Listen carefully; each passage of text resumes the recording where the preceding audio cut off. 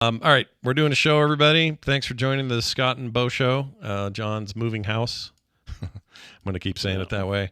I think we're ready to go. Here we go. Let's see. Chords lined up. Yep, we're good. We're recording. We are. All right. Here comes in 3, 2, 1. Retrieve the core! Core!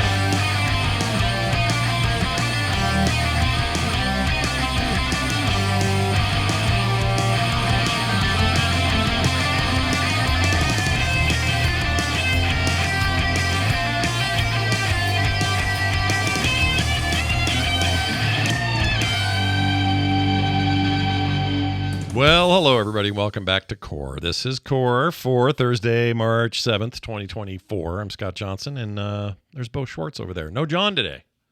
He's out. No John. Yeah, he's got a house to move into, or move from and then into another one, and we're excited for him. It's a big deal. It takes a bunch of time and effort, and as a result, he's not here tonight. Don't worry, though. If anyone was looking for like, hey, well, wait, is he going to do another one of those stumpy video game things in the middle of the show? Oh, I brought one for Beau. He's not ready, but I'm ready to give it to him. Oh, shit. There's something. Yeah. So sharpen up, dude. Start thinking. Okay. Get your brain moving, whatever. Like, is it a quiz thing? What is John? It's a quiz thing, but it's based on video game knowledge, so it's in your wheelhouse. And I'll just say that your memory of sounds in video games will benefit you today in the content, in the test, or in the quiz I'm going to give you. Okay? Think you can do that? I think you can do it. I believe in you. I do.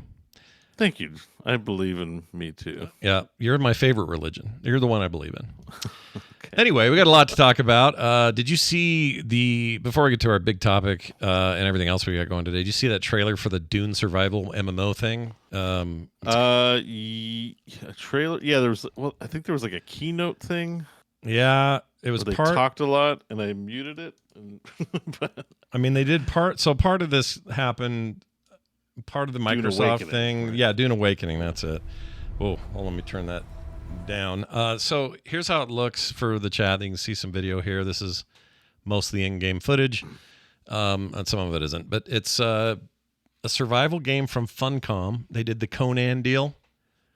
And they did, what else did they do? They did, I guess, the Conan deal. I can't think of anything else they've done. Oh, do you remember Anarchy Online? Remember that MMO back in the day? Yeah, I never played that, but I'm definitely familiar with the title, and it's a MMO for the ages. Yep, definitely a Funcom joint. And I was already kind of in on this. I like the concept that I'm going to do something in the Dune universe, something on Arrakis. Big fan of desert planets, all that. But the trailer really impressed me. I went into it kind of with just mediocre expectations, and this looks pretty freaking cool to me, visually especially. So, yeah. I guess I was interested. I mean, the Dune, it looks like close to the Dune films and all that. It looks very cool, but the interesting notion that it's a survival game, but also an MMO game. We're not doing rent a server. No, as far as I know, we're doing a full MMO. This is online with other people. As far as I know, maybe it's a choice though. You turn all that on or off. I don't know. They've given no details on that stuff. Yeah, so. We don't have details on how it would look, but this sort of has my curiosity just based on that. I imagine that Conan Exile players might have some idea what to expect. I don't know, but I don't think that was an MMO. No, had aspects of it, I suppose, of MMO-ness, but they're using the interesting keywords, survival and MMO. So we haven't seen a fully fledged survival style game in a massive context. Yeah, I agree. I'm all in though, not just because I do love these movies and I love the books and all that. I just I like the idea of that is a very harsh environment. People don't just straight up survive on Arrakis. There's a lot you have to do to live there and to make a life there, and it seems kind of perfect for. I mean, it looks very cool. I question the design space, I suppose, on the what enemies. If it's an MMO, what kind of enemies you're fighting, right? It's mostly other people, and there's big sandworms. But are we gonna get like trogs, or, like it's the MMO part of like, oh, what are we up to? What are the enemy types? Like, is it just humans? Is that enough? Right. I don't know. It also looks in the trailer like you become a full-on Fremen. You got the blue eyes. You got the suit with the water intake crap and the thing up your nose. Like, I don't know if that's a choice. Like, you do you have to be Fremen? Can you be a Baldy? I don't know. Maybe you can be a Baldy. You can be a Harkonnen dude. Like that'd be cool too. I'd be down with that. Make an Austin Butler style Harkonnen with a big old freaking knife. I don't know what's going to happen there, but it looks neat and at least graphically very impressive. And I don't know. Right now is a great time for survival games, and I think they're going to get more polished, less indie, and more polished versions of these survival types. Also, more probably a little more accessible to average audiences. I doubt this is going to be like Valheim levels of, difficulty. If I had to guess, it looks very cool. The vehicles look pretty neat too. Like I just have questions. It's not critique. It's just questions. They've announced it. Yeah. I have lots of things I'm curious to know about the game. Yeah, and there was a penis slider in Conan. Will there be one here? I don't know. Maybe. You got a penis. You're on Arrakis. You got to slide that slider, baby. Yeah. Well, anyway, something to think about. Very excited. Arrakis away. And if you guys haven't seen it, you can go seek it out on YouTube. It's up there now. It's called Dune Awakening. Let's get to our big topic. So, Beau and I watched the Microsoft partner event, which happened on Wednesday. And it's only 30 minutes, pretty short. One thing I do want to say about it before we get to any of these games is that a lot of people were holding their breath, or maybe not holding their breath, but they were anticipating Microsoft might use this opportunity to better explain what games that were previously first party might be leaving or might be heading to other platforms, or they would address some other part of the rumor mill that is Xbox brand changes and what it means for hardware and all that. They didn't do any of that. This was none of that. This was straight up, here are games, and here are when they're coming out, and here are some video. Enjoy these games.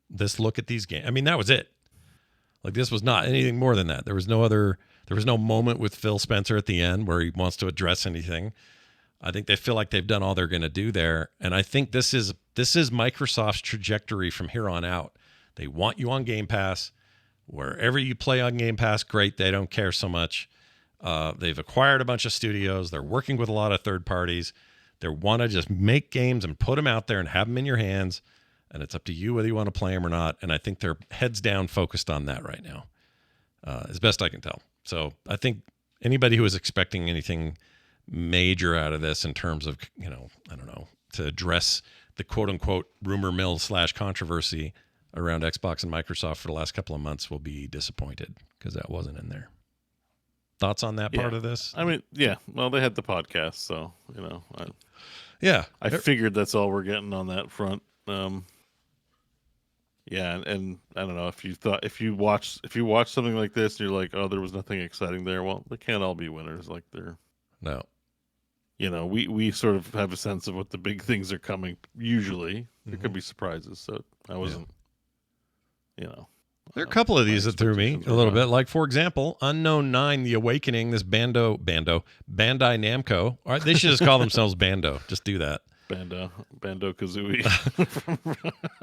It looked cool, though. It looks like it's set in kind of a alt future India. Definitely got Indian accents going on. Everything looks like India. We're all in the deserts right now, so that all fit real nice, but there's some magic elements and all that sort of stuff. It looked cool. I don't know what it is. Third person, there's some magic and force power stuff involved. Looked pretty. Yeah, it gave me a little bit like Jedi, but not Jedi vibes. But then there was this whole mind control aspect. I don't know. Seems interesting, right? Like it might be something there. Yeah, I mean, it looked good. Like it looked very cool, but it didn't. Like, I don't think I'll be playing it, but I don't have anything bad to say about it. It looks well animated and cool. Didn't rattle your cage, as the kids say. I don't know if the kids say that. Nobody says that. Yeah, there's just, again, a lot of games, a lot of choices, so you're always like, looks great. I hope it's good. I hope Yeah. it entertains people. I hope so too. That seemed decent. The next one they showed is this thing called Sleight of Hand. Again, hard to tell. There's some cards in this and witches. Cool art style. Seemed like a rendered intro to me, and not necessarily. It does say in-engine footage, but I don't know what that means. But there's this witch with a blue cigarette and a stack of cards, and she hucks a card, and it does an ability, and then she goes after this dude. And as best I can tell, it's like maybe it's a full-blown stealth adventure, told in 3D third person like this, but your abilities are all based on card stuff, and they're going to mash that in like card battler type mechanics. I don't know. Yeah, it almost gives me like it's Dishonored, but with cards. You fan out of cards and you use Lady Luck offers you the abilities you can use to get right. Or which, maybe some hybrid of something like that. There'll be some. It was tough to say what exactly you're getting, but it looked all right. That was the problem with all this. They didn't get into too much of it. They did say that later they would have deeper dives, and they did do that. I haven't heard those, so there's probably more to say about all of these. But this comes out this summer too, so these are games that are like ready or near ready in terms of release. So, and that was mostly true of what all the new stuff they showed, including this thing called Alters. All by Myselves. Yeah, you heard me right. I think maybe we saw this somewhere. Oh, did we? This one looked the most foreign to me. So did I? Maybe I missed an event or something. I don't know. I thought maybe there was. I mean, it definitely looked new. Like I hadn't seen things, but I thought I saw there was a game announced where you play as different versions of yourself. Might be it. Yeah. But I couldn't say for sure. One of the previous PC Gamer shows or something like that. Yeah. But this is one of those ones that's also hard to like. Again, it looked very cool and it looked good, but at the same time, I don't know what I'm doing in the game, so I'm like, yeah. Because at one point they pull the camera out. It looks like I'm playing Fallout Shelter. You know what I mean? Like it looks like almost like the XCOM home base, where you got all the rooms and you got to add new rooms and put electricity. Fallout Shelter, but on what's that guy's name? Duotang Bill. Oh yeah, Duotang Bill. Yeah, that's the one. I don't know who that is. Avengers, the magic guy, the one who fights Doctor Strange. Phoenix Mars. What is he called? Wait. Duotang Bill. I don't know. What's his name? I don't know. I'm trying to find it. I don't know. In Endgame, he fights Thanos. You're not talking about Thanos. Not Thanos, but one of his generals. Right? Oh. Not Midnight Proxima. The one that got his head cut off in the end. Yeah. He hung out with Proxima and the big broody guy, and his name was... Yeah, he's not the big broody guy. He's the magic... He's the Doctor Strange evil magic guy, but he's got a weird name. I played him in Snap. It's like... Wizard. Boxer Badger. X-Boxer Badger. These names are amazing, dude. Proxima... It's not Proxima Midnight. It's not Proxima Daytime or something like that. Proxima Daytime. Yeah, Proxima Noon. Ebony Maw, that's it. Ebony Maw. Thank you, chat. Jeez, you guys took forever on that one. They must have had a hard time with us, same as we did. No, I Googled it. I didn't see anything in chat. Chat failed us, I think. Now, the only problem I would say I have with what I saw from this game, it's an intriguing concept that you're populating your community and your space-based thing and all this with clones of yourself, but they're all based on points of your life where a decision was made, and so that's where you branch off that clone. That's interesting, but it also gives me anxiety because some of these guys seem like they're big dicks, and some of them seem like they're nice, and some of them seem smart and scientific, and one of them just kind of a brutish a-hole. It makes me nervous from just a context standpoint that I'm going to be playing this game, trying to work with the worst parts of myself, or in this case, this character's self. You know what I'm saying? I don't know if I want that. I mean, it might be amazing, but I don't know if I want that. That's like a hybrid of strategy and then party management, I guess. I don't know. This is a hard Maybe one. it's not prescribed. Maybe it's a little more organic, like a RimWorld kind of thing, where you have a unique story based on the different personalities. Yeah. And how they interact with each other. I guess that's what I was going to say. It's the neat thing about the Xbox Game Pass is that if they give you enough just to be intrigued, as long as you stay subbed, then you're like, oh, let me find out what that weird thing was, right? Right. Like if it's not going to be a tentpole draw, like everyone knows what it is and they can't wait to play. It's like, here's a weird offering. You should, you should. That's check true. It out since That's you have probably Game the Pass. strength of the service. Really is, let's do weird shit, and then we'll discover it, and maybe it'll be huge and take off and sell everywhere else, and all that. The or pitch is maybe different if everything is like, please give us $40 to $100 on something versus, hey, this is just on your Game Pass. We brought you something interesting. Check out what's coming out. It's a huge wheel full of dudes that are your clones. Enjoy. It does have like an XCOM vibe. The reason why I brought up Ebony Maw is because it's like his circle ship. That's all I could think of was the space donut in Endgame. That was a cool ship. Maybe just because it was different and not sleek. It's a circle, and the movies were well done, so it looked cool. But the base you have, I'm like, why are we on Ebony Maw's ship? Yeah, I was like everything seems interesting except what's with the donut ship. It's a little weird. It does roll. It moves. Okay. At least in the video they showed it, they had it moving from one location to another. So there may be something in there that's like I have to imagine this is like colony management tycoon kind of gameplay, with occasionally you leave the thing to go find shit and do quests, and because there's lots of footage of him just sort of walking around in a spacesuit on the planet, but most of it is probably comes down to, well, I've hired a version of myself after I quit college. This one stayed, so he's a good scientist. He's going to now take over all our science stuff on the thing, and then I got to manage him however you manage him. I mean, there's hints to all of that. The big question is whether I'm in the mood for any of that, and I don't know if I am. They'd have to really impress me. Are all these games coming out in March? No, a bunch of them summer. I think Sleight of Hand was July. Unknown 9 was June. Yeah. You probably forget it. We'll all probably forget about this one, and then it'll come out, and it'll be like, let me have a look. Like I'm curious. I mean, there's enough here that it's like it's interesting, but also I'm not marking my calendar down with the release date. Yeah. That's sort of where it sits for me. Yeah. It looks cool, but I got lots to do. So. We'll let this stuff come out and then decide,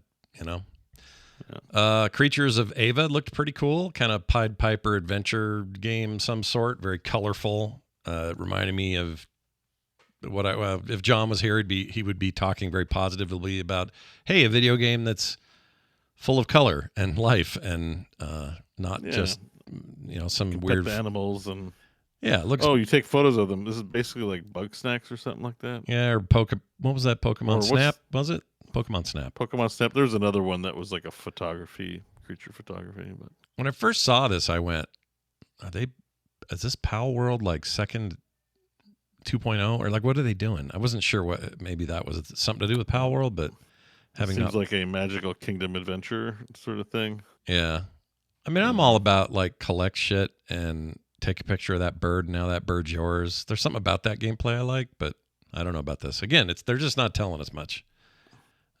Just like a nice. It seems like you get pets, they follow you, and then you can do things with them, probably to unlock progression or something like that. Probably, it's or maybe you use them as like what Pikmin? Maybe it's a Pikmin thing. It's like, oh, now I've got 20 of these little fur balls. They can go open the gate because there's 20 of them, and I don't know. Not a genre I play too much. So, but yeah. Well, we'll see what happens. It looks pretty. I'll give them that. Yeah. Games are looking good these days. Yeah. It turns out games look pretty good now. There's a graphical fidelity that is pretty standard, and it looks great. And you can't really look at anything on this list, or really any list for the past I don't know how many years, and say well, it doesn't look good, because a lot of the stuff looks pretty good. No, look, some of it looks amazing. The stuff I played this week blew my mind in some ways, which we'll get to. Some of these are a little bit dumb. They showed a Roblox Chucky horror game thing. Oh, speaking of something that looks bad, this looks really bad to me. I just tabbed through this. I was like, it's Chucky, and okay, and it's Roblox, and the graphics are bad, and the graphics are bad, but it definitely has vibes of I'm sure somebody's gonna really love this. I didn't realize it was Roblox, but it looks Roblox. Very Roblox. Like these other characters, they're dumb round heads. They look like You know, I think what really turned me off is that there's a point where Chucky's just animated because they're just showing him, and then it's like not in-game footage. Yeah. But I'm like, it looks bad. Like, why are you bragging about it?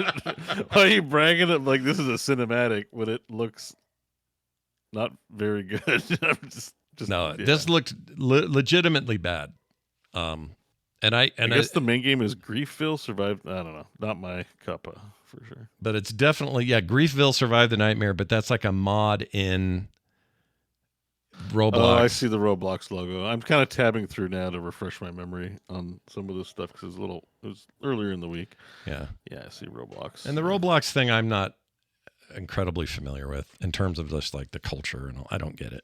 I mean, I know it's for kids mostly, and it's famous for predators doing weird shit over there and things like that. But I'm sure there's something to like, and I'm sure kids love it for a reason. So I'm not here to judge. I just don't think that thing was for me at all. So I think it's like a lot of stuff where it gets you when you're young and it captures your imagination. Yeah. But if you didn't experience it, then you're like, I don't know. And it came out that day, yesterday. So it came out that day. So whoever likes that is playing it now. So good job, everyone. We did it. Congrats. Here's one I'm actually kind of excited about, although I didn't play the first one. I was meant to. This is The Sinking City 2. Because I don't know what that game was much about, I don't have a lot to say here other than this looks like Cthulhu, horror game. It's something somebody's going to want me to scream at, I guess. Yeah. It's just fun. like where you have to parkour through a city that's sinking. I think so. The first one was, right? It was more of that. I don't even remember the first one. I just have this vague notion of that sentence and maybe like a screenshot in my head, but this one's very much like, hey, what if we took Silent Hill and Max Payne-ish ideas? I don't know. Yeah. A lot of flashlights. It didn't resonate with me. I'm not big on the whole, I'd watch a movie. Yeah. But like the rash of video games that are like, here's Cthulhu horror, and you're a guy that wears a trench coat and jeans, not interested. They always do. They're always dressed like freaking Eppenstein or what's the Keanu Reeves movie? Wait. Constantine. It's like Constantine Eppenstein. Yeah. What the frick is wrong with me? I mean, Constantine's got like cool powers. That's a cool movie. He's got cool powers, but it's that vibe, right? Yeah, like, that whole zone. Smoking too many cigarettes, and like nobody believes him. He's stressed out, and he turns around and there's a big grotesque horror, and it's like, okay, yeah. I feel like there's just like it's like a genre of game that there's like 8 of, and it just never appeals to me. So this didn't really do anything for me. Didn't do much for me either. But we'll see what happens. I'm kind of curious about it. Let's talk about this thing. It was a long time coming, and wish John was here to celebrate it. He's not. Yeah. Final Fantasy 14 Online got a release date on the Xbox consoles. It is this month, March 21st, and now everyone will have access. If you're on a PC, a PlayStation, or an Xbox, you can play Final Fantasy 14. I wonder about those numbers. I mean, I guess because we're all creatures of our own habits and biases because of what we do. Yeah. So I've never really played an MMO on a console. I wonder, if like there's like a good solid 10,000 players. Like I wonder, we're never going to see those numbers where we're going to see Steam numbers, right? Yeah. And I just always curious, like, is this just a feather in their cap and like 10 people are playing Final Fantasy, on this, but they get I just wonder what numbers are like because there's so many games on the Xbox, right? It's not, and I get some people are like, oh, I can put it on my TV. It's not a handheld situation. Yeah. I don't know. That game's got really good controller support, though. I'll give them that. I've tried it before. This isn't me throwing shade and saying like it's bad. Right. No, I get what you mean. But like it's Kyle, on console thing. Our friend Kyle Ferguson, he plays with a controller because he prefers it, and it's really it's the exact same layout as that's what he told me. I don't know if he still is, but for a long time he was using a controller. I would have asked him. I was on Grinding Gear this week, FYI, if you want to listen to it. Oh yeah, you guys should check out Beau's appearance on the thing over there. Kyle says he's a big fan of our show and stuff. He listens all the time. Yeah, he likes Core a lot. Hello, Kyle. Hi, Kyle. You're one of our Bob Sacramentos. Hello, we talk about you all the time. You're a character here. Oh, we have multiple Bob Sacramentos on this show. I love it. It sort of occurred to me because he's like, and it helps like every now and then I get my name dropped on the show, so I kind of like the show. Yeah. And I was like, Yeah, I guess you are one. We have like a whole range of Bob Sacramentos. We got. Who else? There's Crofton. We haven't talked about it in a long time, but we definitely have Hakito, who's come up. Oh yeah. We just don't play games with him anymore. But we played a lot of Heroes with him. He get mentioned a lot, but has never technically made an appearance. Never met on the show. Yeah. Yeah, and even like Crofton, Liam, we could call Liam one of our Bob Sacramentos, our famous Bob Sacramento. He's one of our He's our famous Bob Sacramento. Yeah. We talk about him all the time. I mean, Greg and Chris get mentioned, but I think it's more in the context of news where Liam kind of feels like a friend that's not a friend of mine. I definitely have one of those weird moments of familiarity, I suppose, if ever. Yeah, Greg's a bit like that. Him. Greg's like that too. He listens and his stuff comes up here and there. I don't think Chris listens to anybody else's podcasts. Yeah. But whenever we interview him, he gets to be on this feed. So yeah, these are, and for those for you kids the at home, connection with Liam is that he has read a text about me. That's true. About how I'm not consistent with my opinions at all. So. This is true, but also for kids or someone who didn't have TV exposure in the 90s, this is a Seinfeld reference. Bob Sacramento was Kramer's friend. He got mentioned all the time, but never shown. So that's what that is. Yeah. Just in case there was any confusion about what the hell we were talking about. I started watching Curb the last season, by the way. I'm waiting for it all to drop. I think I need to watch the last season. There's a lot of context, just pick up with whatever's happening, and I forget. Yeah. Why things are the way they are, but it is still pretty funny. 2 seasons ago, they had some leftover stuff from the Spite stores that I'd forgotten about because the next season had some stuff about Spite stores. Yeah, there's definitely some that I remembered, and there's definitely some Mocha Joe this season. Not Mocha Joe, but there's definitely some of that DNA in there. You will not be disappointed with the Mocha Joe stuff. Larry's lattes and Mocha Joes.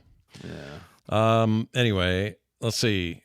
Oh, Stalker Remastered. This is a thing I didn't know was coming because there is a Stalker coming. Stalker 2 or Stalker.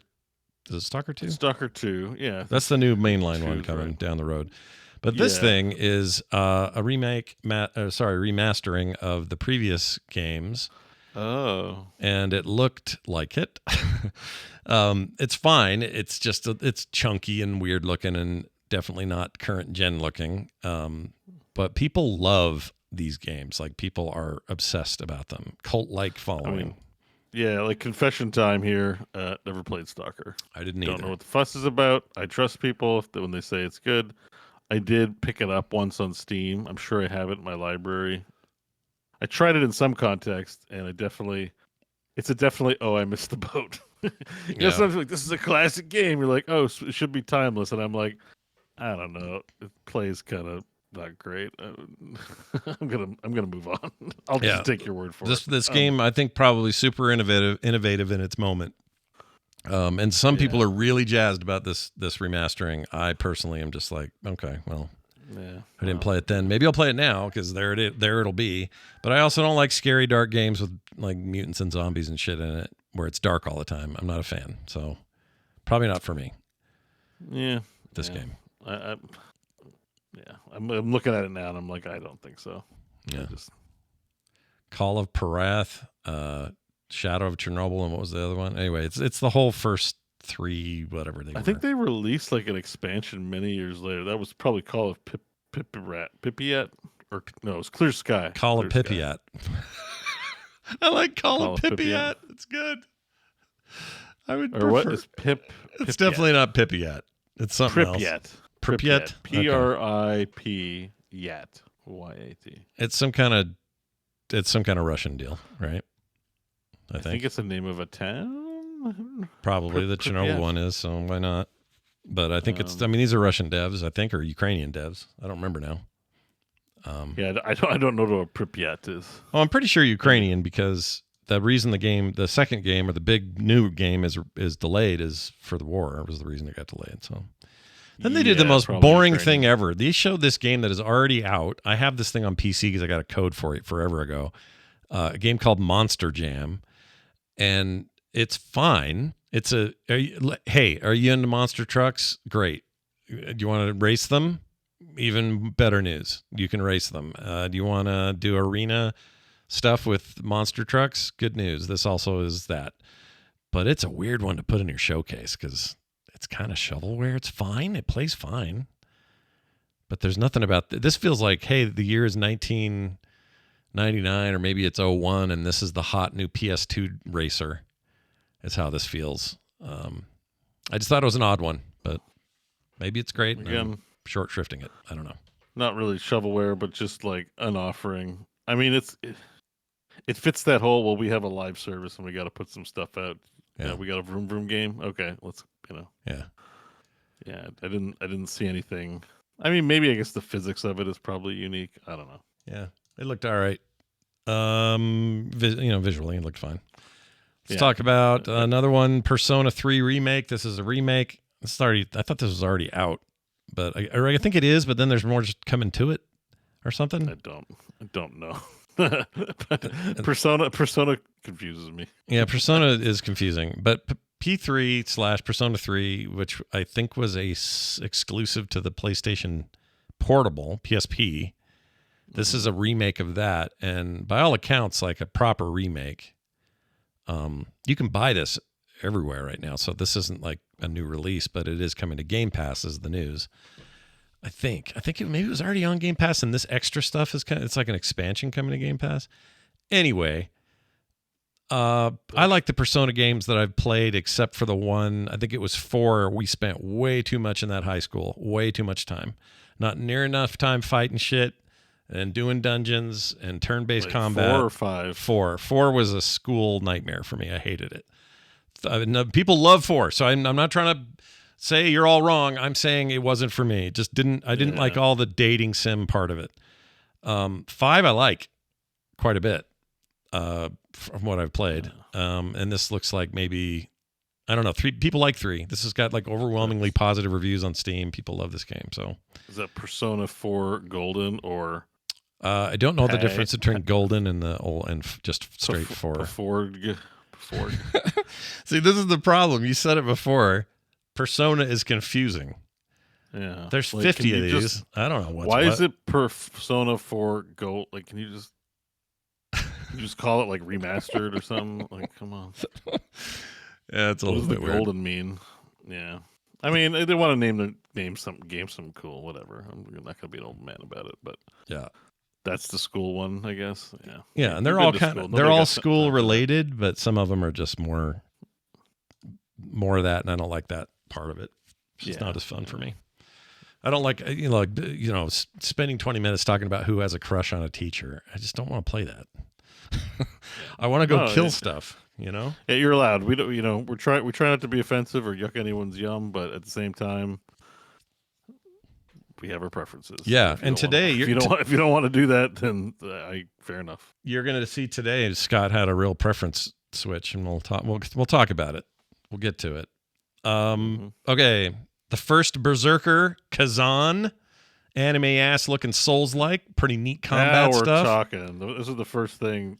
That's one that's on my wish list. This looks stylish and neat. It looks cool, and I hope it's good. Loved this. Yeah, this looked great. This looked like not I don't know what to compare this to. This is my kind of Persona. When the guy jumps off a building and the guy erupts in a bloody ball of blood. Now that's a video game. Okay. Now we're talking gaming. It's Souls-like for sure, though. They don't say so, but look at it. Like it's parrying, and Well, it also hits that maybe more like Devil May Cry, like action game that isn't, because like the Souls-likes are slow and chunky, right? There's this sort of feel. So I'm not 100% sure if this looks like more fast-paced action, maybe a hybrid of both. But, yeah. Oh man, he rips his sword out of someone, and there's just like a giant trail of blood. It's great. Yeah, that's a video game. Yeah. That's give us some violent bullshit. We're ready. Let's do it. Yeah, this looked cool. I'd never even heard of it, so this was news to me, and this one comes out. Let's see, did we get a date on this? I don't know. I'm watching through it, but it's not the first I've seen it. I think it was like at the Game Awards or somewhere they showed this before, so I was very happy to see more. It's on Steam. Yeah, I can't tell as well. that So one. you don't. This is gonna be like, yeah, don't play it on consoles unless you hate having high frame rates. Yeah, I hope they can pull 60 out of that one. That would be nice. It would be nice. I guess I can't say that now. That's not nice. Yeah, we don't know yet. We don't know, but it's definitely wishlisted on my Steam account. I just think the character, a blonde barbarian's kind of neat. I don't know. Yeah, I'm into. I think it looks good. We saw that Zhao thing again, which we'd already seen prior to this. Somehow Critical Role has something to do with this. I don't know if it's just like a voice thing, but they're kind of partnered on producing it. And it seems to be Metroidvania style story-based piece of business. Call that 2.5D. Yeah, that's a good way of putting it. More than that too, it's like the animation levels looks pretty. The quality looks pretty great. Like Ori levels of coolness, I guess. Yeah, but that's fair to say. Did you see that new game from the Ori people they're working on?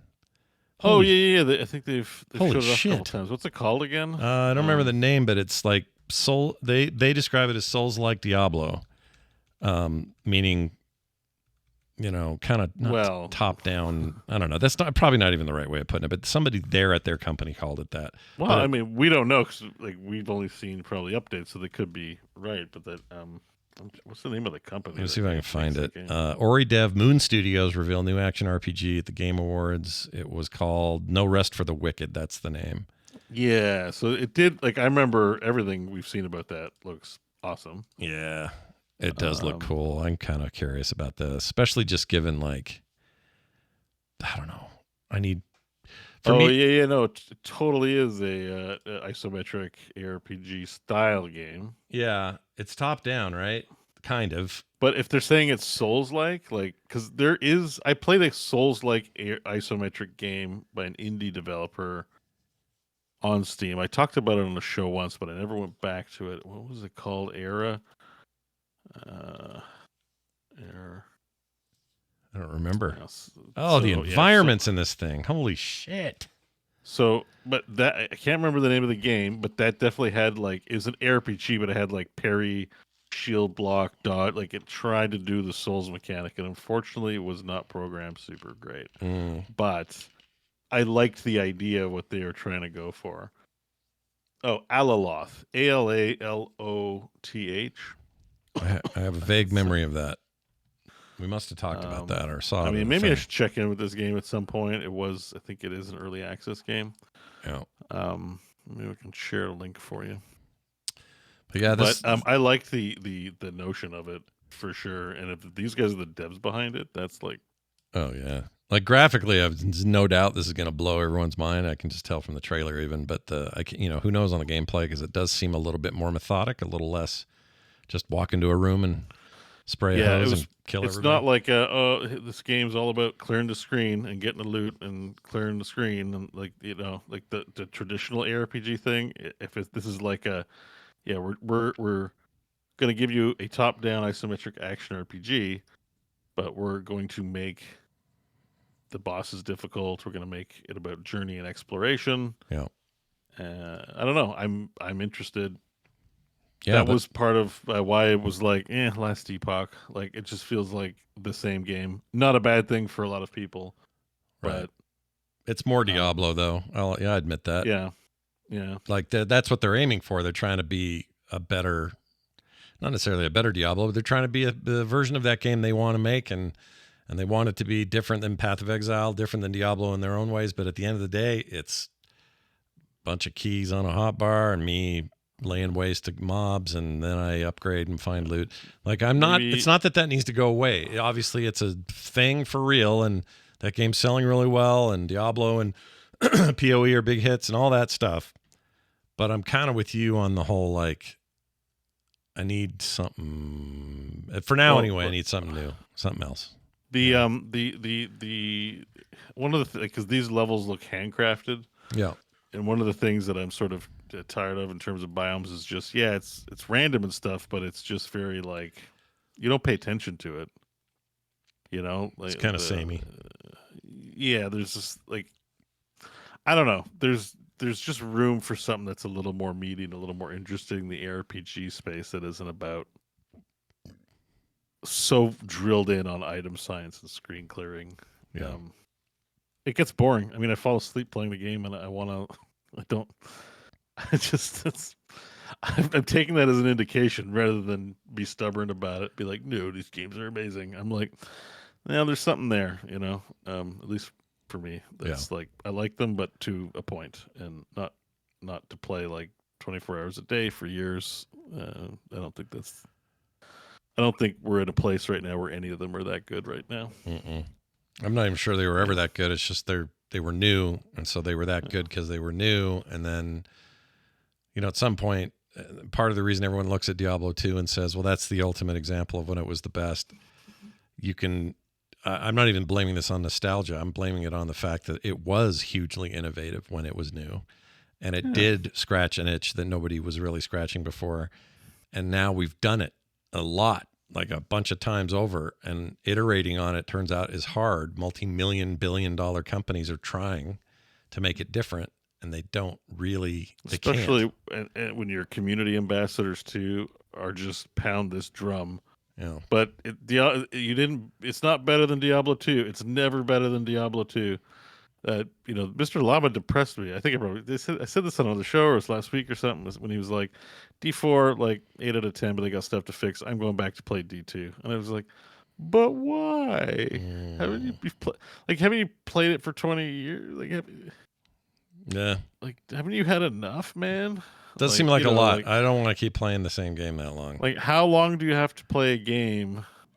Like, I guess if you liked it, you're gonna play it your whole life. Like, I guess it's cool. Like, why should I hate? But at the same time, I'm like, but have you played Helldivers? Like, you're playing the same old game, dying on some hill, when you could just be playing Helldivers, man, and dying on hills and Helldivers. Like, sure, it makes me sad. There'll be somebody in 20 years going, I'm only ever gonna go play Helldivers 2. That's when things are the best. Someone will say that about that game.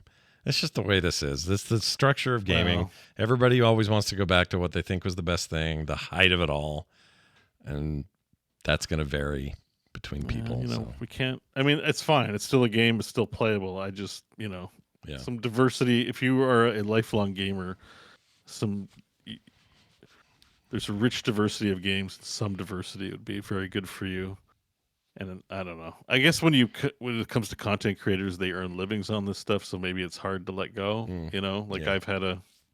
I often get asked to play Heroes on my streams, and I'm like, we've been doing core as a generic show longer than we were doing it as it's so far in the rear view. It's like, at some point we could just have to say goodbye.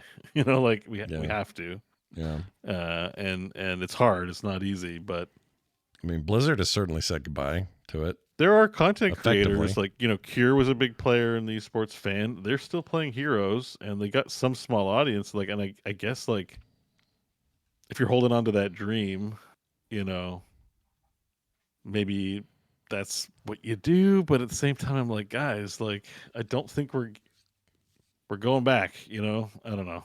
Just play some Helldivers 2. Play both. Get some Helldivers. Or anything else. Maybe, I mean, I'm still not convinced that, well, whatever. I thought they'd have already done it, but I keep thinking Game Pass and Steam and everywhere else, there'd be a free-to-play Heroes by now, because it's just there. Just put it out there and let the community do with it whatever they're going to do with it. But maybe they just don't have any faith in it, and it's just not going to happen. I think they look at it as, how if you have a badge of failure, you don't even want to acknowledge its existence. Because Blizzard lets you still play their games. Of course, it's still going to be there, but they don't even want to hint at it. Well, maybe they don't even want to hint at it. Here's the problem, though. It's only a failure in their eyes.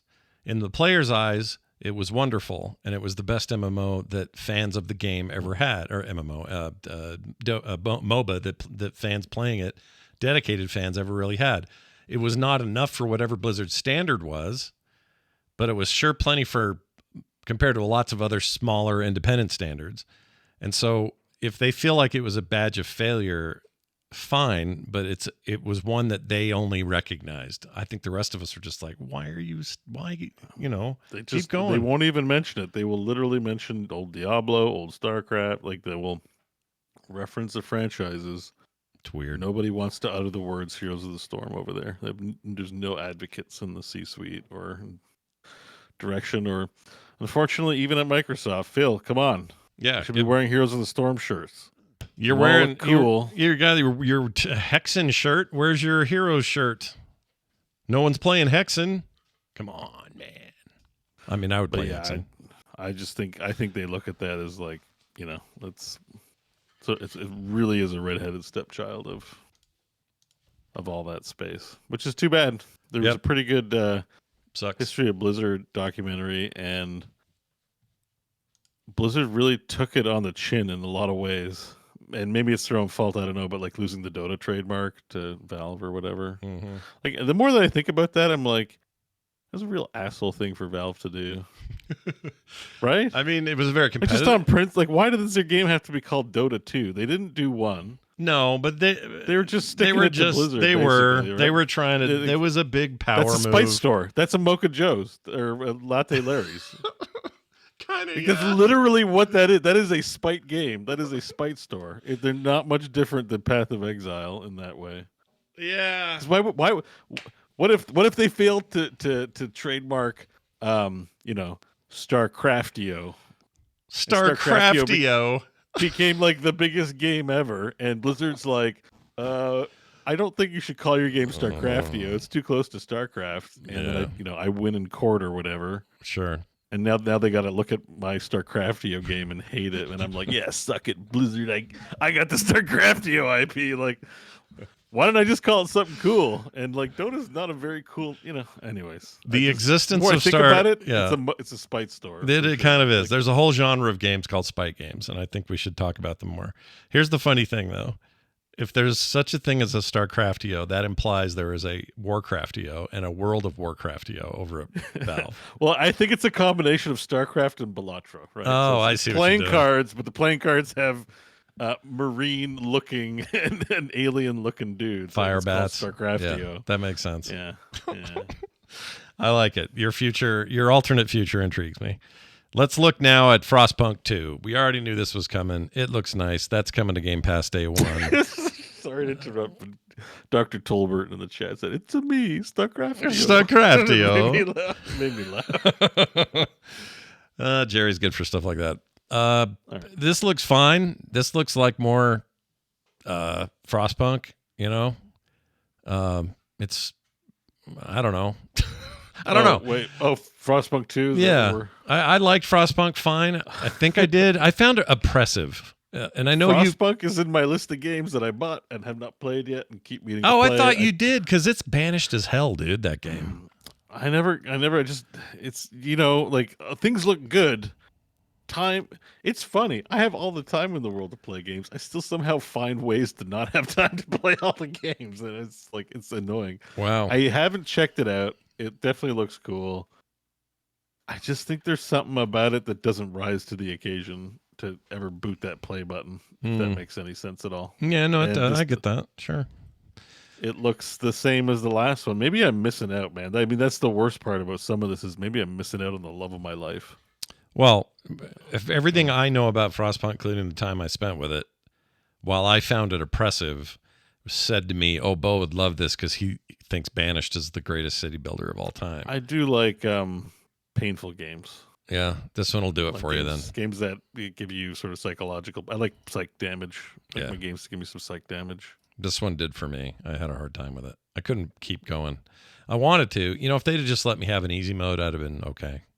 And because I didn't want to deal with all the death and pestilence and piling bodies up and making these decisions that meant people are going to die. I hate that. Freaking hate that in games. And I know that's a thing. It's a legitimate, fun thing for people to play, and where there's real, you want to feel like there's consequences to your decisions. I just can't do it in city builders. I don't know why. Yeah, no, it's never not sounded appealing. I just never found the window to press play. I just don't know what it is. Yeah.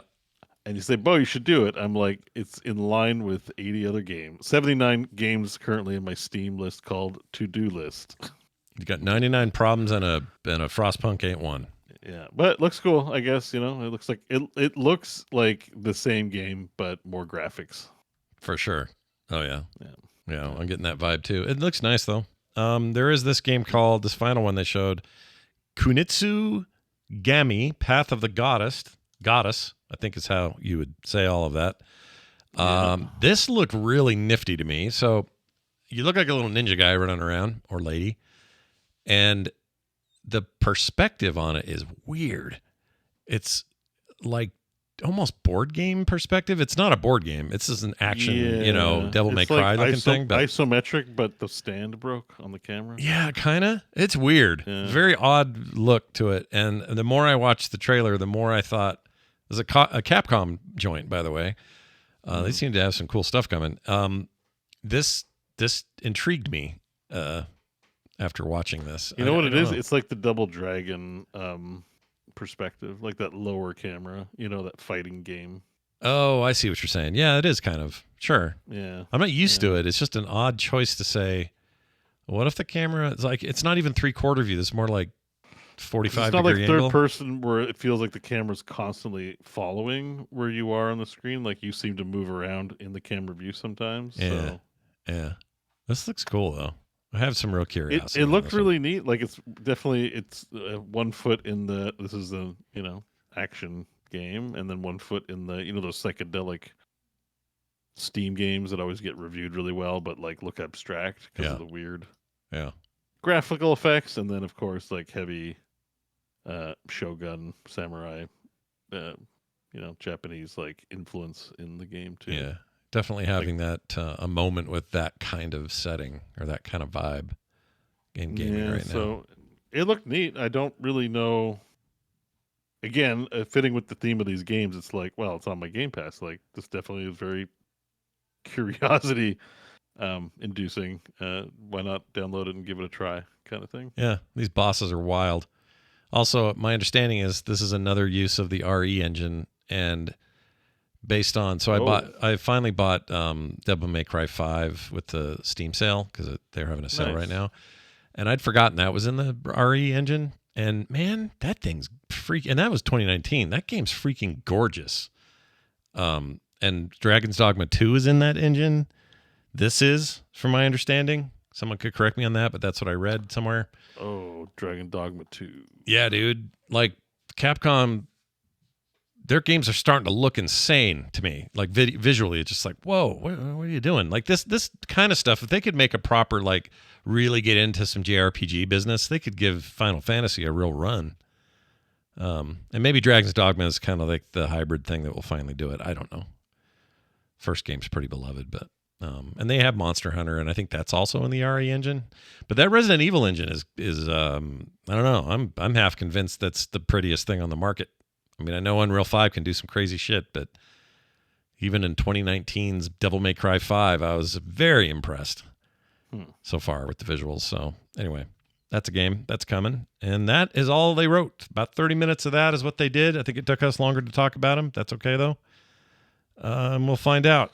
The only game on here I would not play, if I'd recommend it, would be that ugly-looking Roblox Chucky game from hell. It looked like shit. Yeah, that was definitely the turd of the bunch. Yeah, avoid that booger. It looked bad. Probably made the most money out of all the games. Funny enough. Yeah, right now the money is handing over fist right now. The funny thing is, like, that's mostly a kid's game, yet this is a Chucky. I mean, is Chucky even relevant to, like, your 10-year-olds and 12-year-olds? Do kids even know what Chucky is? It's weird, man. Like, Chucky's, like, for people our age, right? Like, yeah. You remember Chucky? Yeah, okay, well, we got Chucky in a game. Like, here's your nostalgia. Yeah, like, you were... Listen, I'm not installing Roblox. You should, as an experiment. You'd pay me a lot of money to do that. What if I could guarantee you 50 subs, 50 Twitch subs from somebody if you played Roblox? No, that's not enough. 50? It's not enough. That's what's like $10? No, that's $4.99 a month. What is that? They take half the money, so it's like $250. So it's 50 subs. Let's do that. Yeah, 50 subs. So 50 times. It's like $125. Yeah, that's not Oh, that's not 125 great. bucks. That's not great at all. Never mind. I mean, if they guaranteed it for 10 years, maybe, but like, yeah, no, I'm not playing that game for $125. You know, sorry. Okay, what if a benefactor said, "Beau, I will pay you $1,000 a week, a Canadian $1,000 a week if you'll play Roblox every day on stream for 2 hours a day minimum." Every day on stream? Every day on stream, No, except Sundays, no. and we'll give you the weekend. It's just Monday through No, Friday. no. No, That's I make more doing less. Like always do less if you can. I agree. well, I mean, I've got like I got a little gig I'm working on right now. It's like it's 15 hours, and it's more money than that. So no. All right. That's the right answer. This is all the right answer, by the way. You're being tested and you passed. I think like a minimum 10 grand a day. Oh my Lord, dude. That's Yeah, you got to pay for quality talent, you know. I'd do it for $5 a day. $5 a day? Yeah. Okay. I consider $5 grand. Yeah, maybe 10 is a little high. I'm just, I'd find something to like in Roblox. Listen, Scott, the art of negotiation, like the art of the deal, like Trump taught me. I got to make sure to start high. Yeah. And Yeah. Start high, work your way down. I really am the best. I'm the best Roblox player. If you want the best, you got to pay for the best. That's right. all I'm saying. Is that your impression? It's a pretty Kind of, yeah. You're workshopping that. I like it. I mean, I can't do the voice, but just the overall, the demeanor. The demeanor, yeah. You got the of the demeanor. deal. I like Yeah. it. All right. Well, time for games we played. So this is the long, sordid tale that I'll try to tell shortly about me and my journey with video games this week. All right. It's been a bit of a thing. Here's what happened. On Play Retro, we did special coverage of the first two Advance War games on the Game Boy Advance. Advance War 1 and Advance War 2, whatever the subtitle was. I forgot the name. And anyway, played the living hell out of those on my Ambernick, and also back in the day on my original Game Boy Advance. I was playing that game when it came out. I love those games. Love them to death. And they're the games that probably got me interested most in the entire genre of strategy RPGs. So that would be like Fire Emblem and Tactics Org and Ogre rather Org.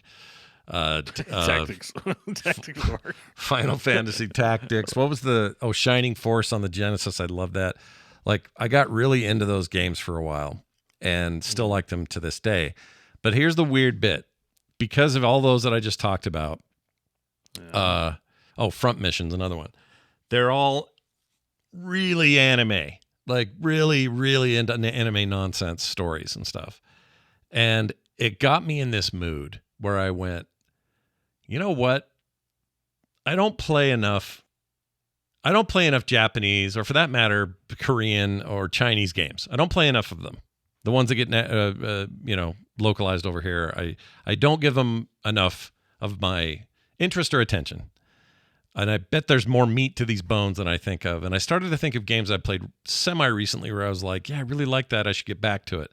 So I went back and played a ton more of Scarlet Nexus.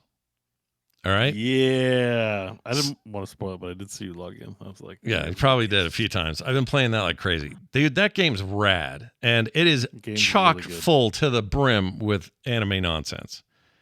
But I think, honestly, and I'm saying this truthfully, I think I hit a thing in my life. Finally, it happened.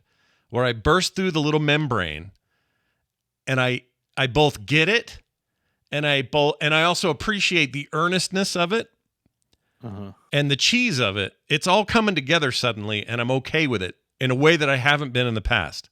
Because it used to be like, you take me out of the story when you say every 5 minutes, or I can't stand that every female protagonist is a little tiny schoolgirl with big giant eyes or whatever. Like, those things used to be blockades for me. And something happened with this week where I kind of broke through and I went, who gives a shit? Just play what's fun and cool and has great ideas and has got a good loop or whatever. Focus on the things I normally like about video games. If the narrative's a little anime nonsense heavy, fine. It's fine. It's okay. Well, as soon as I burst through that membrane, that sounds dirty, like I'm making it like a... It's not what I mean. It's not that dirty. You're bursting through a membrane. Yeah, I just mean I Membranes are tough to break through, right? Like, that's true. I just don't want anyone at home thinking I'm making some weird reference. So anyway, did this with Scarlet Nexus, and I'm way into it. That game has got some amazing combat. But part of it is like the games you're playing, right? Because I think Scarlet Nexus, it's easy to get into, you know, the brain punk stuff. Like it's got cool shit in it, so you're like, okay, I like the, even if it's nonsense. There's lots of nonsense. There's like cool animations and you know, there's cool rewards. Yeah, like isn't that like you're eating something that tastes good, even if it has a little bit of stuff that you don't like in it, versus, or is it like now you're just like everything's on the table? Well, like, it feels like everything might be on the table. Like I'll give you an example. This line right here, this is from Scarlet Nexus. This would have driven me nuts just a short time ago. Shut up, you adult. Okay. Like it's just petulant children. That's localization. That's adorable. That's a localization. And that's my point. Like that's the stuff that usually takes me out of it and makes me go, "Ugh, this is so dumb." And I had this switch where I went, I'm not skipping any of this. I'm going to watch the comic booky panel parts of this. Oh, yeah. So you're watching the like excessively overwritten comic book panels in that game. Where all there's of like it. a 5-minute conversation about, so what did you think about that last experience we had? Well, I don't know. That experience was very difficult. Yeah. A lot of I'm glad I have a repeating friend themselves. like you to take me through the hard times. Yes, I had a friend before, but that friend, you're like, holy shit. Like, but at a certain point, you're like, no, this is my life now. I am, you know, They say the same. They say the same. Sometimes they have the same conversation about the same thing 5 times over in the same conversation, and they loop. You just sort of described it. They just loop it. It's like, well, that was crazy. Yeah, that sure was crazy. I can't believe how crazy that was. That wasn't crazy. Like there's a lot of that. Yeah, and then the moody guy's like, you guys don't even know what crazy is. Yeah, dude, there's always a moody guy. I went crazy years ago. Yep. And the moody guy, the funny thing about Scarlet Nexus is the moody, well, there's a girl playthrough and a dude playthrough, and the girl's the moody one. If you play her playthrough, she's very moody. The dude is kind of optimistic and pretty stoked about everything, but he's got companions that are a little bit moody. But when you get into those fights, after they say something dumb like this is beneath me. After they say that dumb thing, then you go into a fight that's like, that was amazing. Like that was levels of cool that I haven't experienced in a while. So I just kind of got the cadence of it. It started to feel right to me, and I got completely sucked into that. And at the same time, here's the embarrassing bit. So Tales of Arise I talked about last week. This is another Namco Bandai joint, same developers as well. And that's more fantasy driven. And that was well regarded. It also makes sense now because some of the cosmetics in Scarlet Nexus are straight out of Tales of Arise. So they're obviously, you know, crossing over there a little bit. But anyway, Tales of Arise, same thing. I spent almost as much time in that this week as I did in Scarlet Nexus. And I bought it again, or I was playing it on Game Pass, and I liked it so much and wanted it everywhere I went, it's particularly in bed before I sleep, that I bought it again on Steam. Oh, no. Yeah. And ended up starting over and playing well past where I was on Game Pass. So now I've got these two anime as hell two save things. files going in the two different. Yeah. Yes. Oh, no. It sort of just depended on, you know, what I was feeling one day or the other. I think right now my mode is I want to finish Scarlet Nexus before I finish Tales of Arise, partly because control scheme wise, they've switched things around to the point that it kind of makes no sense. Same devs, same kind of combat, same sort of RPG, but for whatever reason they swap a bunch of buttons. It's just weird, and you can't go assign everything necessarily. So I think I'm going to stick with one for a while just for muscle memory purposes, and then beat it and then play the other one. And this is all while I am also putting my feet back into Final Fantasy Remake because I want that new one, and I have to beat this to justify it. So yeah, it does pick up where the story left off, so you're just gonna miss the story. Yeah, and guess what a story else? So far, but it's not helpful. And guess what else is in Final Fantasy VII? Like these other two games, tons of anime nonsense, like tons of it. So I guess what I'm saying is, I've crossed a bridge, I've traversed a river, I've entered a phase where I am not only cool at this stuff. Now I'm kind of eating it up. I went out. I bought that on sale Devil May Cry 5 with gusto today because I was like, Well, A, it's like $8. B, because it's like 80% off or something. They're having a sale. So I said, well, I'm just going to get this thing. And also, I'm ready for more of this nonsense. And then today, I watched 2 episodes of an anime called, hold on. It was on Hulu and I forgot the name. Shit. Yeah, I can find out what I recently watched. Wait, are we witnessing your metamorphosis? I think we might be. Something's going on here. You're going full like, oh, this stuff is brilliant. Like I really like watching this stuff. Or part of it, you know what it is? Part of it is me, and this is me admitting to this. I let the quote unquote nonsense get in the way of what maybe is underneath, which is maybe there's something really good underneath, but I miss it. I miss out because I'm not willing to listen to somebody go 15 times in my ear. Yeah. Well, here it is. Mobile Suit Gundam Iron Blooded Orphans. 2 episodes of that. Yeah, got 5 words in the title. Yeah, that sounds about right. Also, I watched 1 episode of the Devil May Cry anime that's also on Hulu because that looked interesting. And be careful about admitting to watch too much because you're going to get recommendations, like you're going to get 500 recommendations. Oh, it'll go nuts. It's overwhelming. Yeah. I need everybody, like I prefer action over everyone just sitting around talking, and I prefer like really fluid, violent, bloody, awful, awesome ninja / robot / demon slaying stuff. Like I love all that. So if they have recommendations, I'll gladly take more of that. But anyway, whatever happened here, the Rubicon has been crossed, and I have been so all in on those 2 games, 3 games. Playlist for the week is this is it. Japanese games. Yeah, and you know how? And tomorrow, guess what I want real bad tomorrow? I want Unicorn Overlord, like something fierce, because this takes me back to the whole point of me getting kind of having a transformation based on replaying Japanese strategy RPGs, like think Fire Emblem. I didn't even talk about that. I played a bunch of old Fire Emblem just because I wanted to on my Ambernick all week.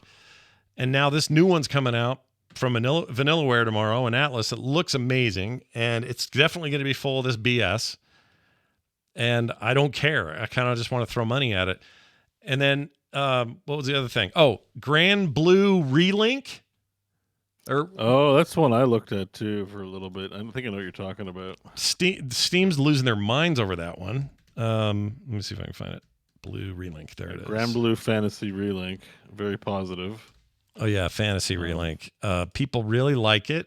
I guess there are some gacha games that came before this that sort of paid for this to get done. Or they were the reason. 4-player co-op in this game. Yeah, I don't know how that works. It's pretty interesting. But it looks like, visually, it's like what I'm seeing from these other games I've mentioned. Look at them all. This is the same shit. What's going on here? Why am I feeling? Why? What have I done? I mean, the games are about as spectacle laden as they've ever been. Like you can get away with this cel shaded animation, have great frame rates, tons of colors, like. They're like fully fledged cartoons that animate and interact in a way. I think also the Japanese games, like those long dialogues that you're like, oh my god, actually do add to the overall experience. Not something you're not going to get in North American games. Oh, there's a really giant robot in this game. Yeah, dude, shit. That's what I'm saying. Oh, and I didn't know this. Watching the trailer, I'm like, look at that robot. That's like a Shadow of the Colossus sized robot. That actually looks sick. Yeah, there's cool shit in this, and it looks graphically intense and just really awesome. My PC would run it just great. The reviews are stellar. I guess I'm ready to put some of my biases behind me about what storytelling must do or not do to keep me engrossed, and embrace the earnest cheese of it all. It's earnest cheese. That's what I think I've done. I've jumped over this lump and I went, you know what? That was cheesy as shit, but dude, you really meant it. You laid into it. That actor was serious about that earnest cheese. And what he said was dumb. It was the dumbest thing you could say in this situation, but you meant every freaking word of it, and you meant it so hard. That's what I've come to. I feel like I'm going to ask a question on behalf of John and say, does that mean you're going to get back to Final Fantasy 16 and finish it?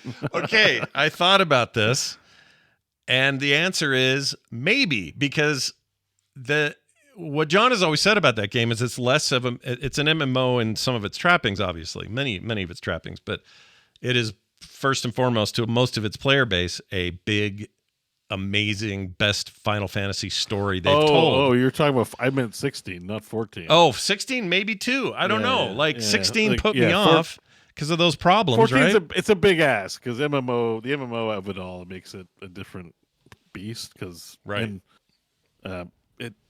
doesn't really graphically hold a candle to it's, I don't know. Here's what's funny though, like Final Fantasy 16 might not be cheesy and earnest enough. Yeah, that's for what I'm feeling right now. Do you know what I'm saying? Yeah. No, you want like the bubblegum feel good business. I can't explain. I mean, it does hit. I think here's like sort of how it works. If you're not into it, it seems long and tedious.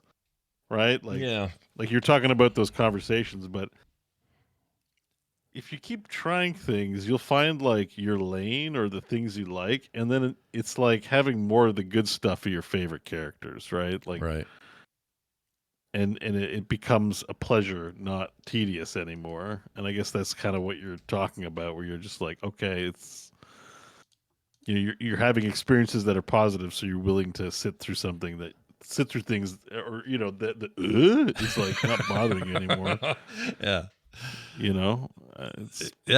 I don't know, man. Came out of nowhere for me. Well, not out of nowhere. I know I can trace the steps. Like I know where this is coming from, but it also revitalized my. I'll have to admit, I felt like I was not scratching any itches lately with too many games. Like Helldivers is pretty amazing, but even then I just like, well, no one's on right now, so I'm not playing that unless it's friends or it's that's some other. More of an that's a different beast.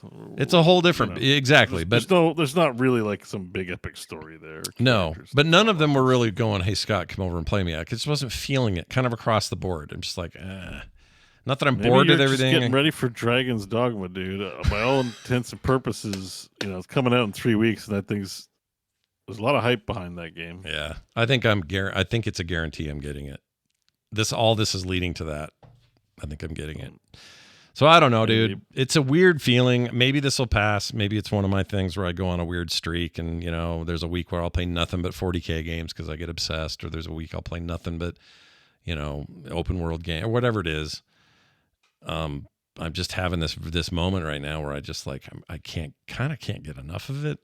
And it makes me want to explore stuff I missed for years, not just recently, but like 360 era stuff. There are a ton of games. You got to like pick and choose the best ones, Yeah. And I'd want to do that. I'd want to do that. It'd be like, well, what PS3, I guess the Persona games were the huge thing on PS3, but Well, that's why I bought Persona 5 because I'm like, because I like these kinds of games, but I realize I think the Persona is just not for me. Like, just given the limited amount of time and number of games I have on the go, like you will have to pick and choose because a lot of these offerings are high hours. Oh yeah, at least in terms of JRPGs. So. Yeah, no doubt about it. The only problem I have, so I do have one big problem with Scarlet Nexus. I think the setting's amazing. The ideas are crazy. It's Matrix stuff. It's cool. Story, whatever. I can get over that stuff now.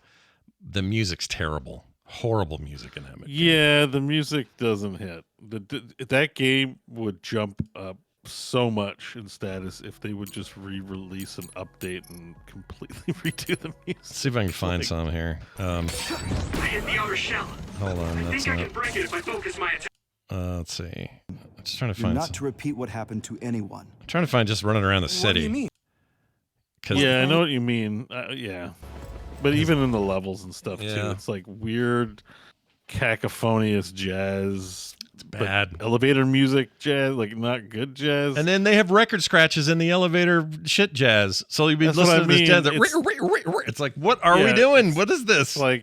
It's like 60-year-old white guy hip hop, like music teacher in your high school. He's like, listen to the rap track I made. And it's like, no, dog. And like, never do this again. Yeah. Like, it's that bad. Like, and Japan's got a lot of great music. Like, it's not like they're lacking for musical artists in any genre. So it's a real flub. Yeah, it's a bummer. Now, I got a question for you, though, because I think that the overall score in Tales of Arise is amazing. It's actually really good. Some of the best I've ever heard. So it's a complete flip over. Same developer, same publisher, way better music choice. Maybe it's because it's fantasy and they just have a better handle on it. I don't know. But they have this intro with this song that my daughter and I were trying to figure out. Is it in Japanese? Is it in English? What is happening here? Because it sounds like, when people can fake English to help you understand what maybe English sounds like to non-English speakers. Do you know what I'm saying?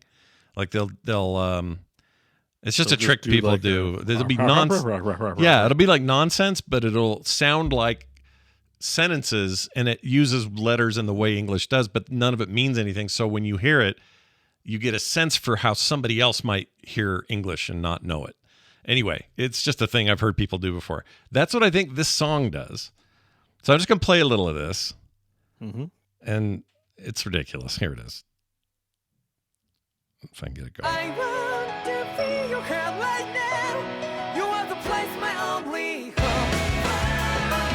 Like, did any of those words make sense to you there at the top of that? You are the place, my only heart, or hug, or something. Let me try that again. You are the place, my only hug. I want to feel your hair right now. I want to be your hair right now. I want to be your hair right now. You are the place, my only home. All right, I'll go further. You are the place, my only home. Here you go.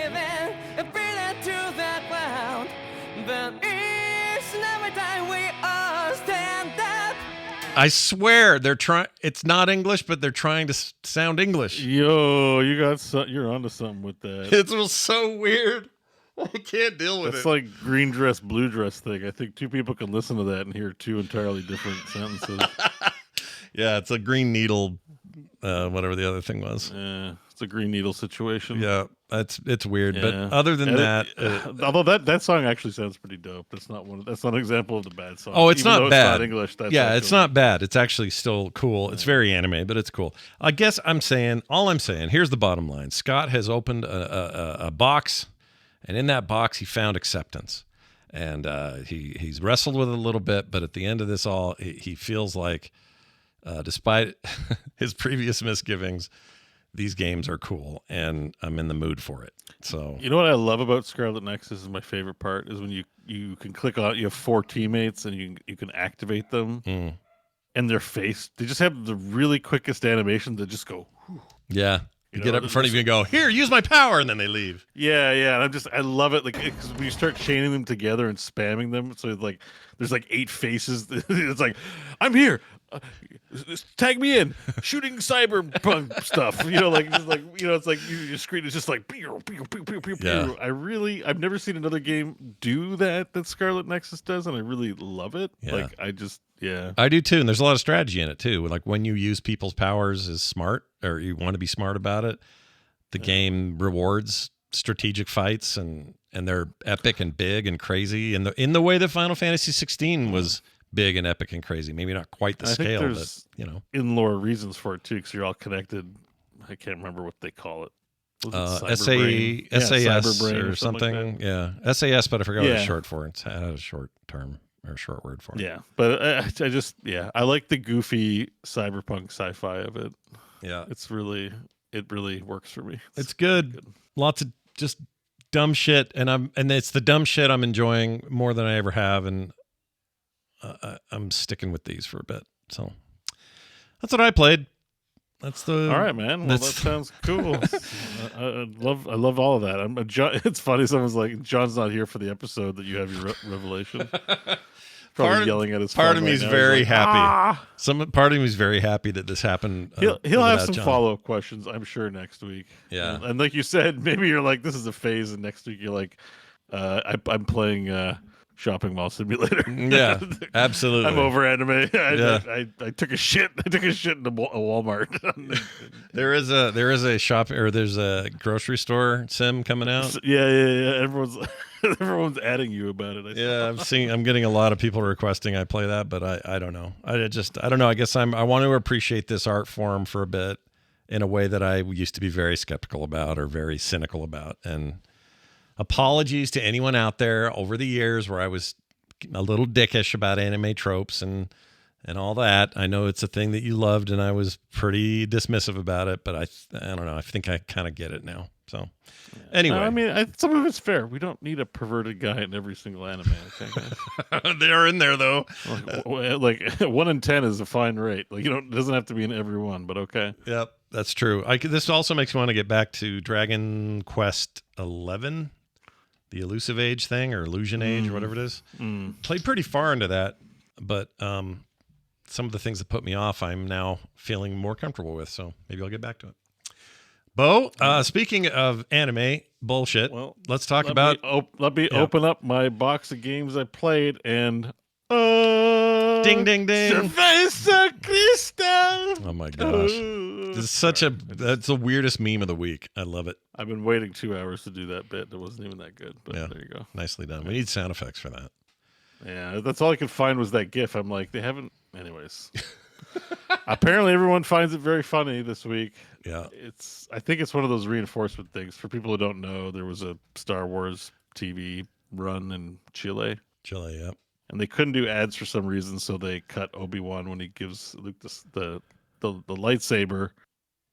He opens up a cooler full of Cerveza Cristal, and it's like and now everyone's just discovering it. So yeah, I'm gonna play. You know what? I'll play part of this without. You're living under a rock. I know some people. Not everyone's hip to what's going on, but I'll do this. I'm gonna pause the YouTube recording, but I'm still. We just couldn't do ads, and I'm like, what do you mean you can't do ads? You're a TV station. Yeah, you can press pause on the video and run ads. Like, it's very weird though. Like, it's such a strange way to do that. But I guess just thinking practically in markets where they have different setups and different I don't know.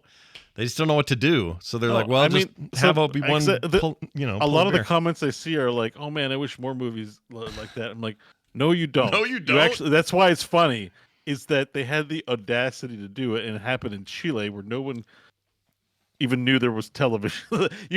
I had no idea. I've never thought about Chilean television for a second in my life. Yeah. And I'm sure nobody has, except for people in Chile, probably. Yeah. And we didn't know that was a thing. No, it's better we don't know. Truly. But you do not want this. I don't want to watch Dune and have like a Paul be like, wait, before we get on the worm, I gotta stop by Walmart Supercenter. This is a bad idea. It's like, yes, we just do not want this. We hate product placement. And I already don't like product placement generally. Like when they show, oh, here's a Mercedes 50 times in the same movie. I don't like that. But we don't want, Netflix or any other company deciding, oh, people think this is funny, then let's start cutting it into all of our TV shows. We do not want this happening. But I think that's why it's funny. Is the audacity. Oh yeah, no. Without that, this isn't funny. It would be a sign of everything people hate. But because it's so weird. And also it's old, and also English speakers hear, these Chilean actors doing VO. It all adds up to a moment of hilarity on the internet, but we don't want this to be normal. F that. No thanks. Beau, now tell me about Final Fantasy VII Rebirth. And how are you playing this? Because you're a PC player. I don't understand. What happened? I watched a bit of footage. The IGN had, here's the first 7 minutes of footage. Yeah.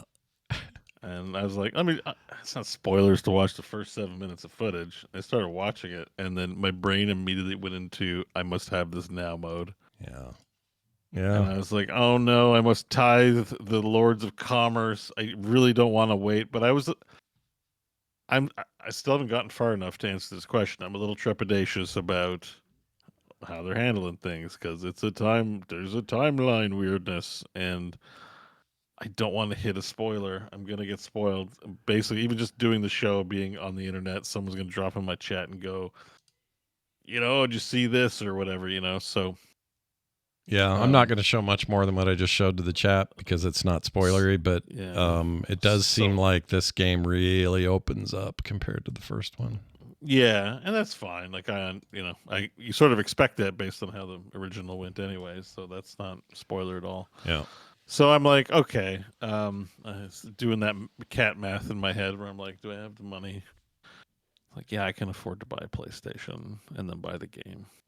So am I doing it? I'm like, yep. So basically right after core, Friday morning, I'm like up at 8 or whatever, and I'm like, stores open at 9. Let's go to Walmart and buy a PlayStation. Wow.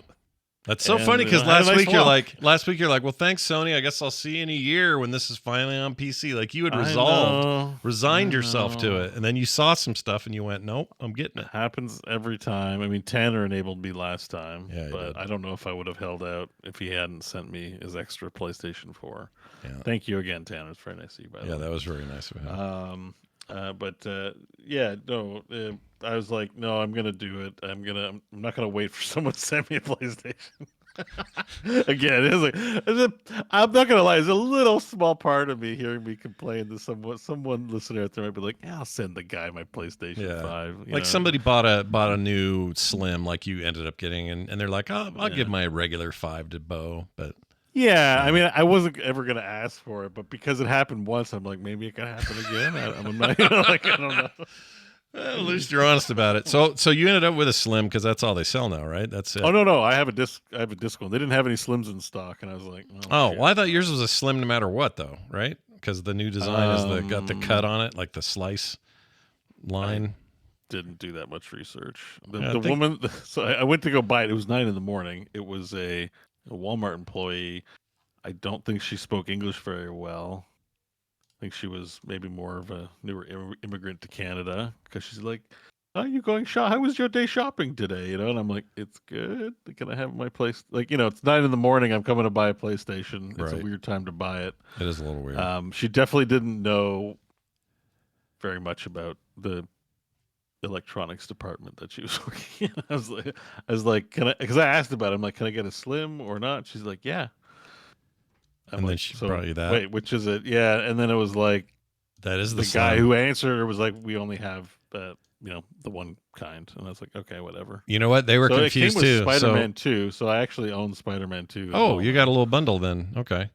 Well, so I did a little check in here. The original one does not have that slice bar across it. You got the smaller, quote unquote, Slim version. It still isn't very small though. Like, the Slim has both digital and disc versions. All of the disc version you have to add on, right? Yeah. The original version has a disc, and it's white. And you had to attach it, right? The disc? Nope. Actually, that's something I want to talk about with PlayStation, by the way, because I've bought a Switch. All right, so don't call me console hater, because I actually own the entire trifecta of consoles, including a Quest. Yeah. But comparing the Switch packaging, the Xbox packaging, and the PlayStation packaging, the PlayStation by far has the worst packaging. Oh, it's terrible. I don't know what happened over there, but it's bad. The other two are like, welcome to your Nintendo, and pull out these nice trays and like beautiful. And same with Xbox, is like, hey man, you're part of the Xbox family. Open up this flap for your connectors. You know, it's cool. Yeah. This is like, open. There it is. It's wrapped in a sheet. Here's your console. Yeah, I was struck with that too, and I got my PS5. It's like, what are they doing? It's Sony. There's like no pomp here. It's just like no ceremony. It's just there it is in a box. Like, yeah, it's really weird. Maybe that costs too much money. Maybe that's like a really bad. But I think some of the argument for the way the boxes are is to prevent some jostling in transportation. This is like, no, this is not jostle proof. This thing jostled. Oh yeah, there's jostling involved for sure, and that's the Slim model. The newer design model. My original model, same thing, just super sparse. There's hardly anything in there. Whereas my Series X box, the shipping box that is, was full of like colorful this and that and coupons and here's your amazing new home console. And it's like, you'd think Sony, the ones that are the most serious about planting their flag permanently as the hardware leader, you'd think they'd have more shit in there, but I don't know. I mean, I definitely was disappointed with the amount of ceremony around the box. You'd figure Sony is the prestige box out of all three of them, but based on the packaging, I felt like I bought, at dumpster leftovers. But the machine's the fine. Console itself is nice. Great. So it's just the packaging we're talking about, but it definitely struck me as like by far a huge fail compared to the other two. Yeah.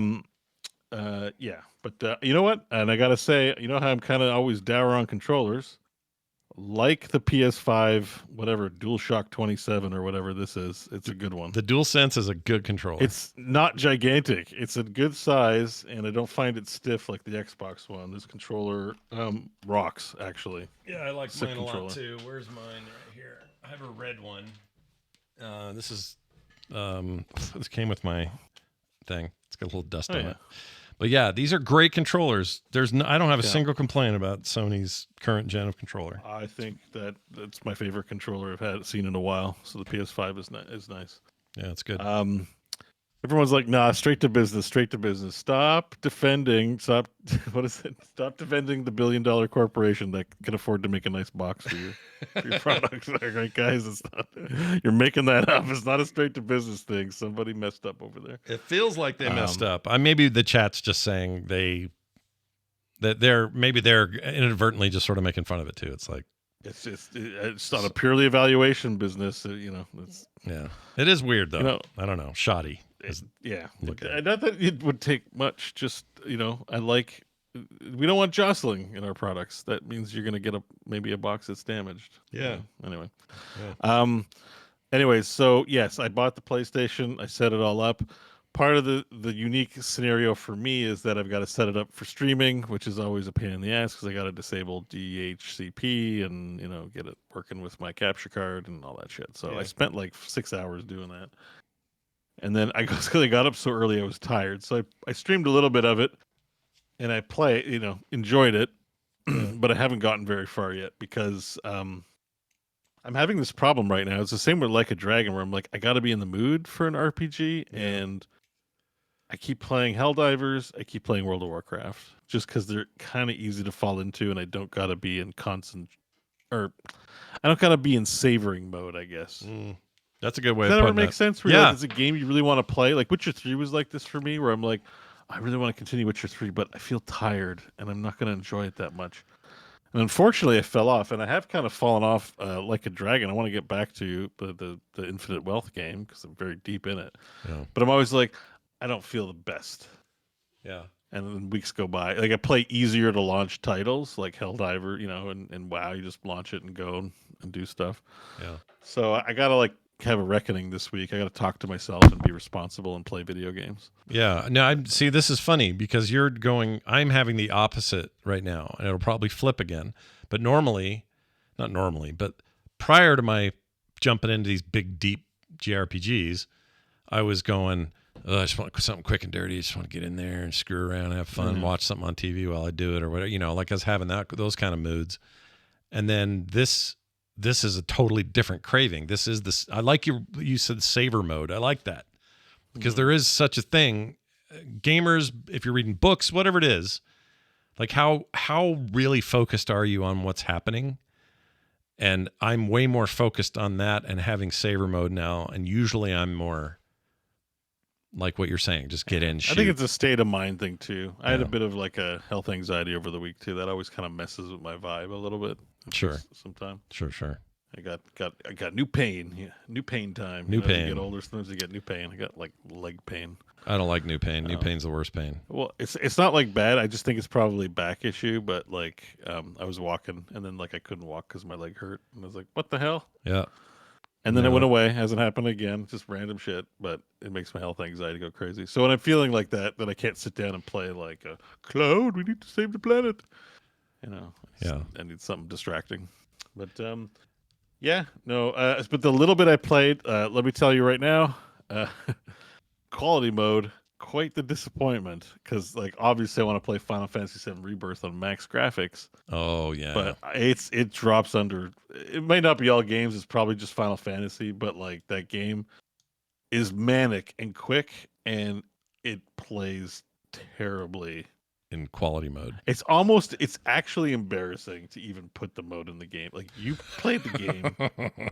It was giving me a headache. Like I'm spoiled. I play everything 120 frames minimum, and I see all 120 frames because my refresh rate on my monitor is good. I know I'm bragging, but whatever. That's the quality I expect now. And it made sense why people do get bent out of shape. The transition from going from butter to not butter, whatever not butter, margarine, I guess, is Sure. bad. It's bad. Yeah. And you're I do getting not appreciate it. The chat can't tell I'm showing a comparison right now, and they can't tell because I'm streaming at 30. Yeah, it's not. So it looks like 30 in both ways, but the 30 is your graphics mode. Performance hovers around 60. I'm usually okay with this if the game, like, was it noticeably? It's not the story parts. The story parts is livable. It's the combat is. It wants like Sephiroth has a deflection mechanic. Yeah. So the frames are important, right? Like I'm trying to learn how much of a window I have for deflecting. That's like his main thing. Well, when your game's chugging along at combat 5 frames per second, it's headache inducing. I'm just like, oh God, like please, like fix this game. But I think performance mode works, but then of course you lose out on some texture psychologically fidelity. You're like, well, I'm getting the poo version. I paid $700 for pooper. Like, come on. I paid like, $700 for poo. Yeah, man. so it doesn't. It does psychological damage and not in a good way. Yeah. But whatever. I really want to play this game badly enough. I don't care, and it's still cool and it's got the vibe. It's just. I don't know. I think what rubs me the wrong way is not that these are problems, but they have the audacity to make it exclusive. Like, let's put this less performant version out on the console first, and I'm just like, come on, guys. Yeah, but then they just want you to wait like a year, But it's Final Fantasy VII. No, I'm with you. I'm spoilers. I want to get what it. They're doing. I want to get it too. I think I've filled myself up with these other experiences, so I think I can put it off until I get the PC version. Plus, I want to have whatever they have connective tissue between the versions, right? Like if I played on Steam for remake, I guess, and then if Rebirth hits PC, something's going to carry forward. Decisions. There's no save file carry forward. There's not any of that. Okay, well maybe I don't care. It's not a choices matter game. Okay. All right. Yeah, that's good. I wouldn't worry about. Don't have to worry about that. But the one thing I will say is I'm probably losing Sony money. This. If I buy a PlayStation and buy one game, I don't think they're making a profit. Like I actually think it's a loss. It's also a reason to just put it on Steam. Like you just lost money, Sony. Oh, that makes me laugh, dude. That's funny. You're not wrong. It's a loss leader, and I bought one game, and it's also bad for the environment to throw away silicon for nothing. I guess I won't throw it away, but Xantar in the chat says you do get summons. They carry over. So I don't know what that means. Oh, yeah? Yeah, there was a whole menu screen. I'm just like, don't get out of here, menu screen.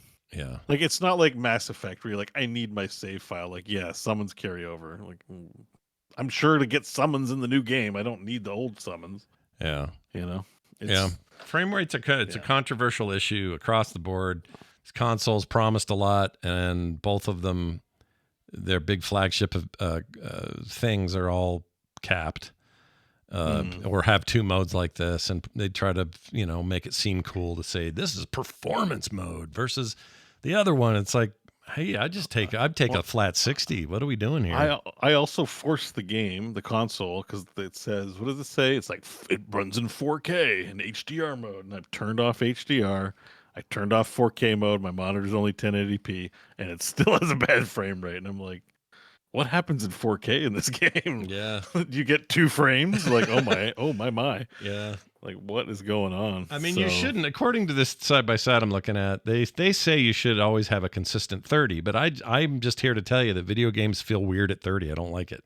Yeah, but it's not even just like whipping out the measuring tape. If I'm playing, like, if you're playing like a fighting game, like the iframes matter. The precision matters in games like this. Yeah.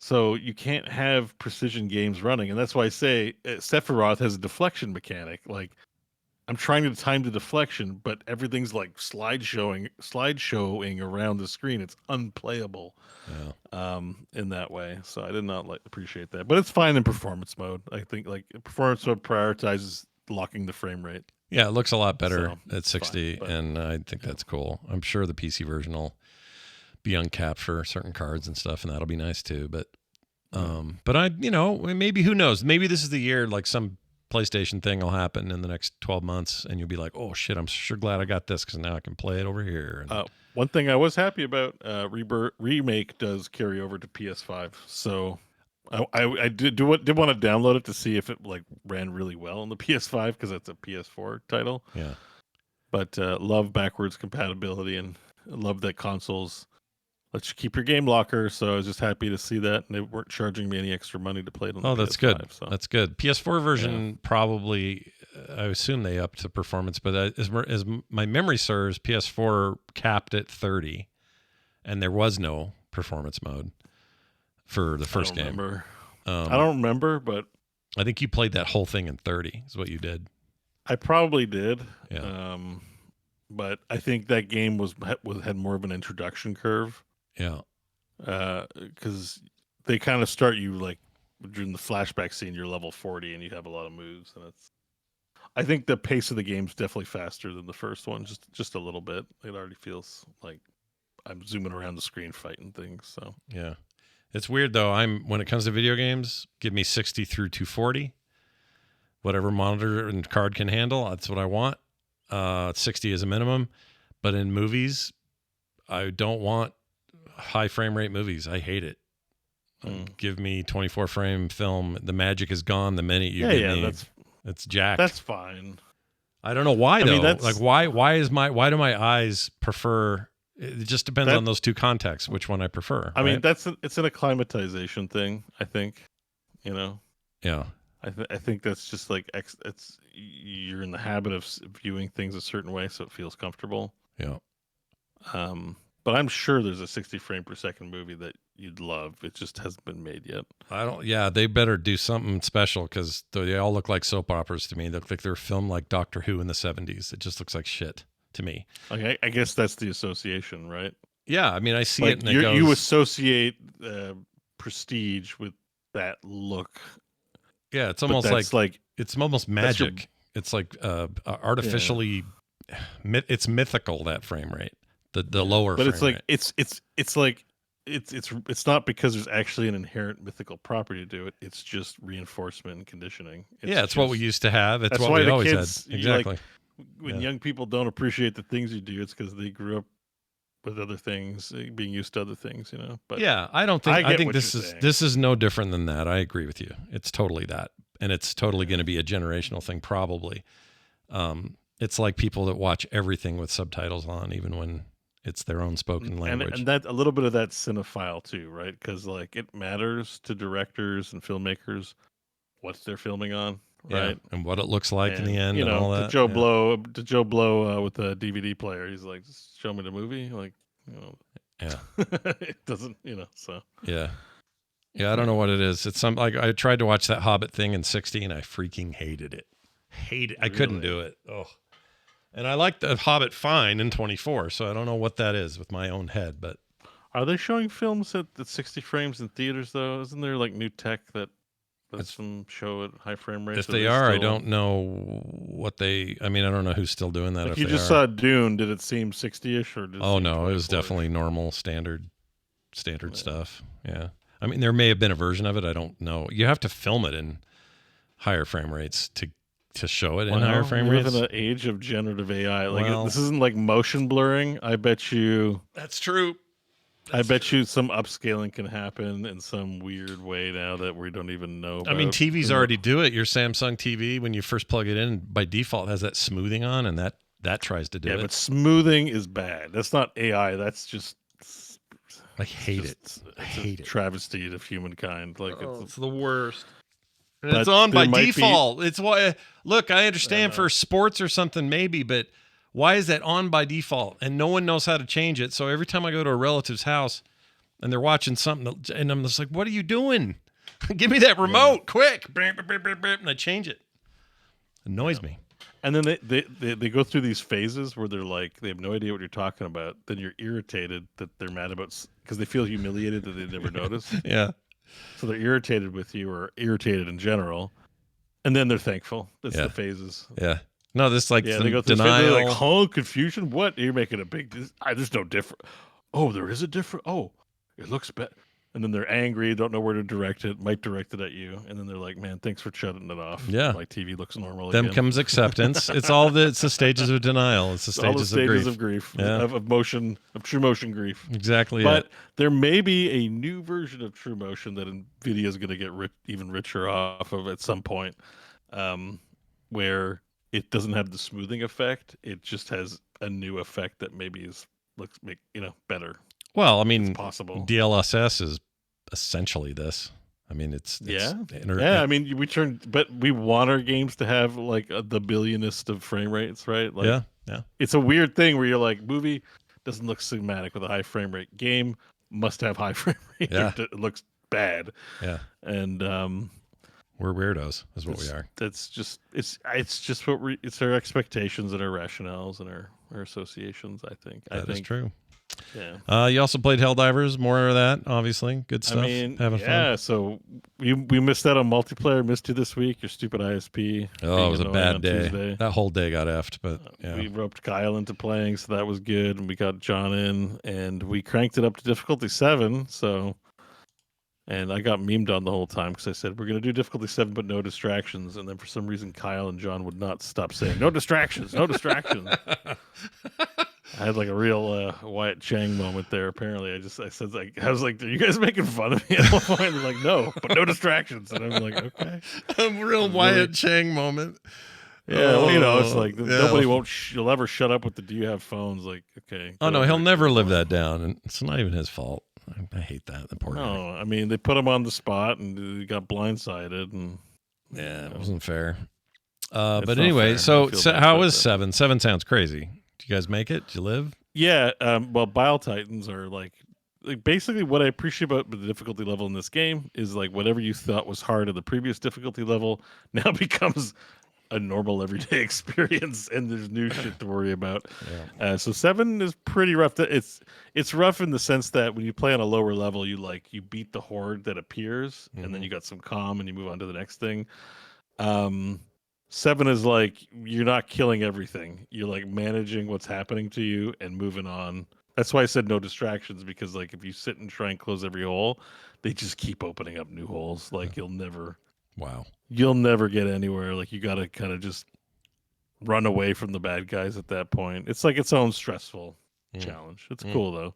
Yeah. And you haven't played anything post-patch since the new patch. No, big new patch. It's got apparently fire tornadoes happen now. There's meteor swarms. Joel, the dungeon master, is apparently dropping vehicles and mechs randomly in matches. There's that. Who knows what the rhyme or reason is? Yeah. And there's the railgun, which I'm a real railgun ace. Apparently got nerfed, and everyone's crying about it. But and some of the devs maybe they got a talking to, because they told people in their Discord to get good, kind of. Ooh. We're cheeky with the audience, but Helldivers is like a mainstream hit, so everyone's.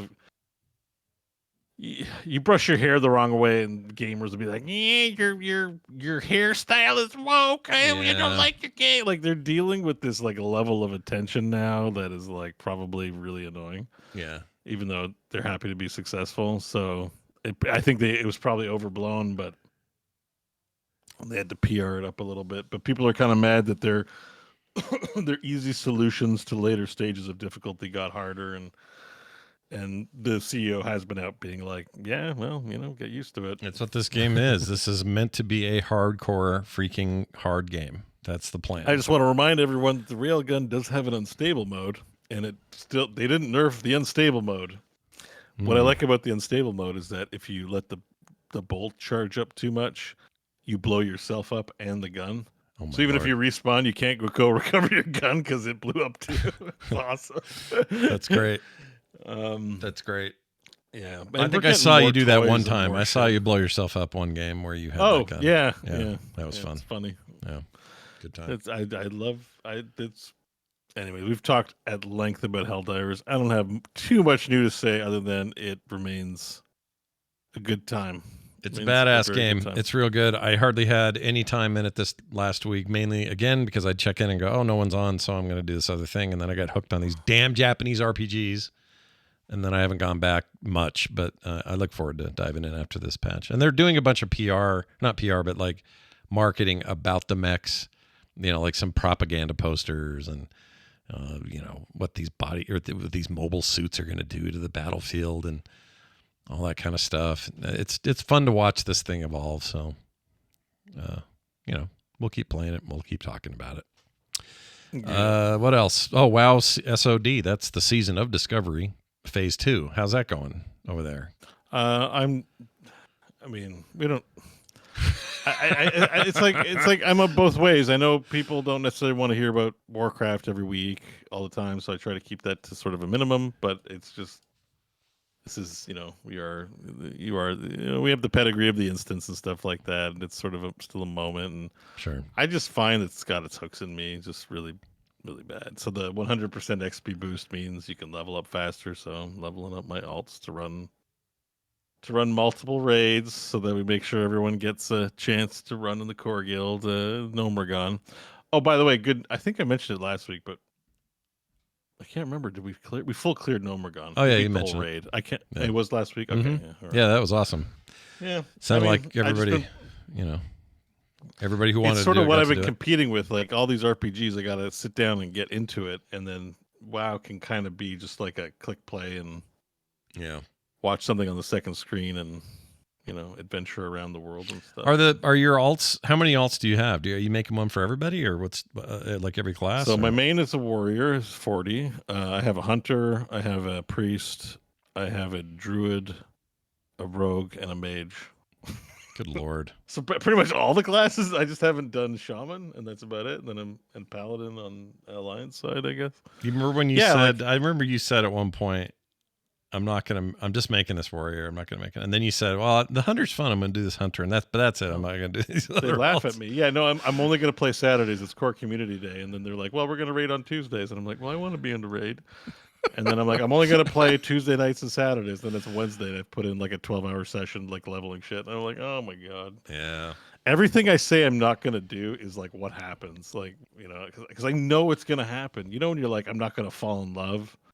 Yeah. Who's it, Thumper or somebody in the Bambi movie is like, I'm never gonna fall in love, and then they immediately fall in love 2 seconds later.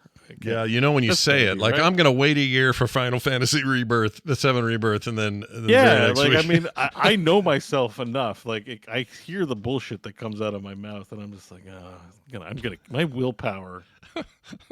I have a huge debuff on my willpower. You know what I mean? Like, yeah. Like I talk a big game. Yeah. But I get you. So Omega 9 says Omega 9 in the chat said, this is how I lost my social life in the 2000s. Yeah, a lot of us did. Yeah. I mean, the good news about WoW, I think, is that its days are like it's not going to be a long-term game. The Season of Discovery has a beginning and end. We will come to a point where there won't be any content and it'll be time to move on. And I'm and you'll move on. It'll be fine. Yeah. Probably to the War Within. Like, are we all going to give War Within an earnest shove when it comes out? Yeah, I pre-ordered it already. Yeah, I will be. For sure, I am. I'm very curious about that. That whole phase is interesting to me. So I will for sure do that. And by then I'll be less pissed about whatever dumb thing Blizzard did recently. You know what I mean? Maybe the game will be much more approachable, and maybe it's something the three of us can enjoy all together. Yeah. I mean, at least the two of us are in. I paid for it, so I got to play some amount, right? Oh yeah, you got it's like Frostpunk. You got to fire that up sometime. Exactly. Oh yeah. No, that's great, dude. It's so bad. I like it because it's a really good extension of community stuff, and you guys are kicking ass over there, and that's great. I like that. Yeah. So I mean, that's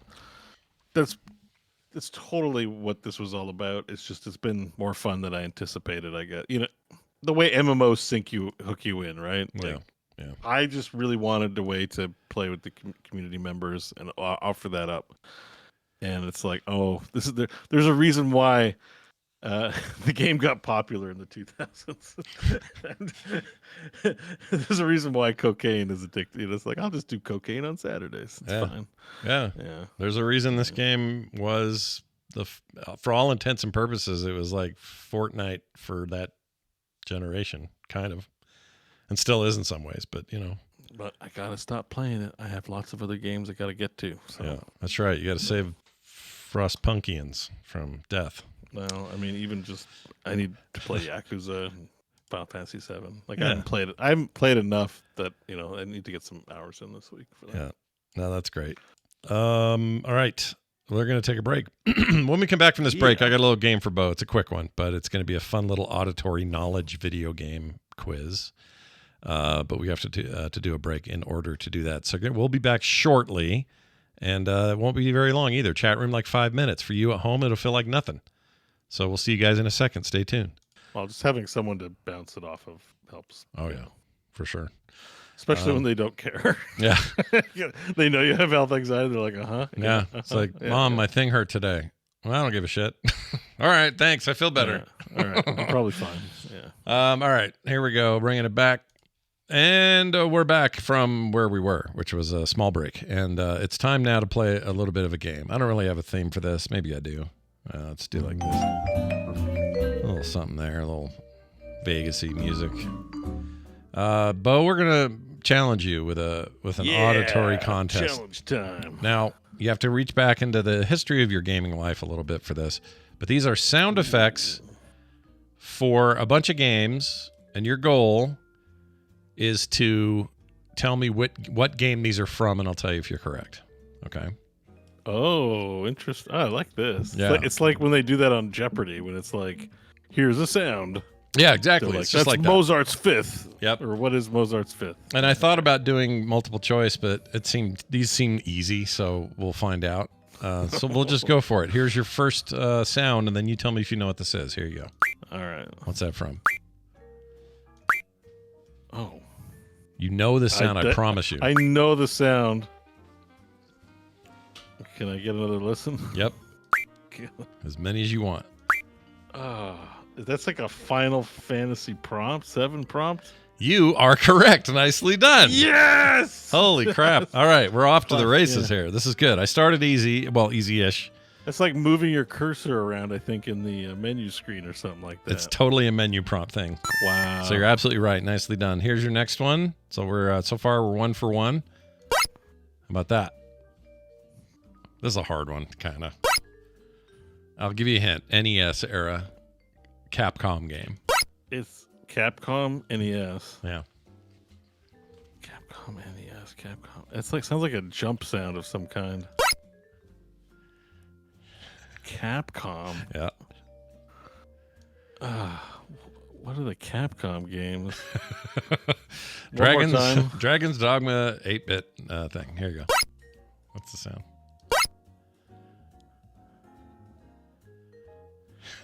The only Capcom game I can think of is Mega Man, but I don't know what the sound is.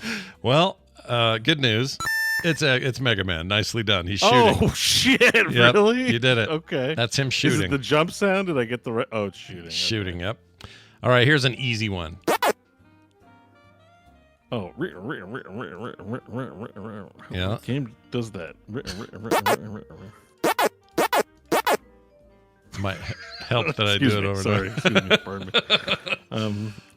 me. Pac-Man. That is correct. So far, you're killing it. Whew. Yeah. That's a pretty easy one. Okay. Here's one. Oh, that is one of the Marios. Correct. Super Mario Bros. World? Super Mario World. Holy shit. Like the NES one, right? The Super SNES. Yes, Super NES. World is correct. You did it. And you're murdering it here. All right. Here's another one. That's easy. That's like Super Mario Bros. 1, right? Yeah, that's totally what that is. Yeah. That's in there just for in case we were losing bad. All right, now things get a little weird. What do you think that is? It sounds like a turkey, but I can promise you it isn't. It sounds like drowning. Drowning. I'll give you the hint. 8-bit drowning. The hint is that we are now in the 32-bit era for this one. 32 bits. Yep. I forget which console that is. Well, Is that someone drinking a? It's someone drinking a potion of some kind. Let's find out if you are correct. Is he drinking a potion of some kind? No. That is Crash Bandicoot Spinning. Crash Bandicoot Spinning. I never played that one. Okay. Fair enough. So far, you've got everything right but one. And this one I expect you to get. We're back in the 16-bit era.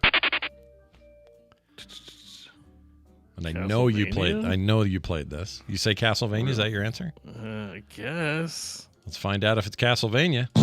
Incorrect. It is Final Fantasy VI escape sound. So if you bail on a fight. Oh, that is the escape sound. Yep. Yeah. That's you bailing.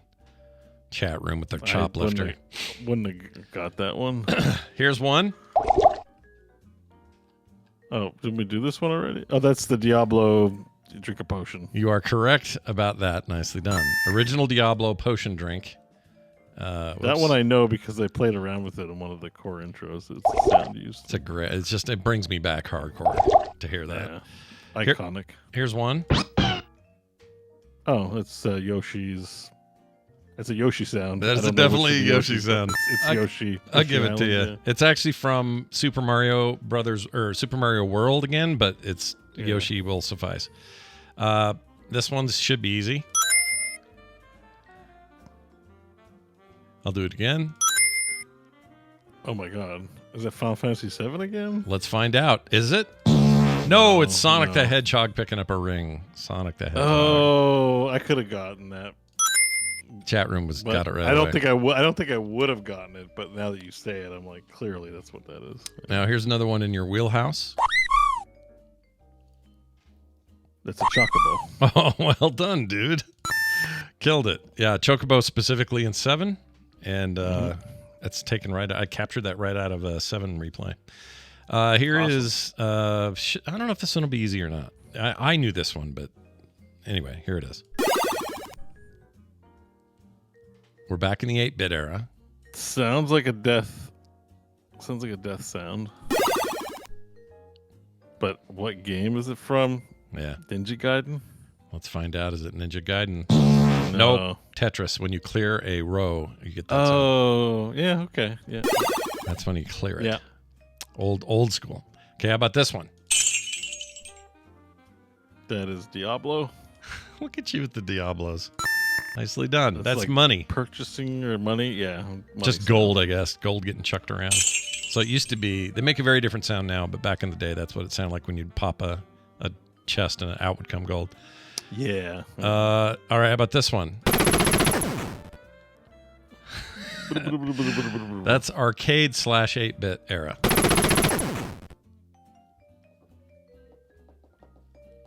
It's a tricky one. It is sounds like shooting. Yeah. I'll hint to you and say Contra? yes. Oh, is it? It is. Nicely done. Kicking ass, Good dude. job. Good job, Brain. Yeah, well done, Brain. All right, 2 more. Second to last is this one. Level up.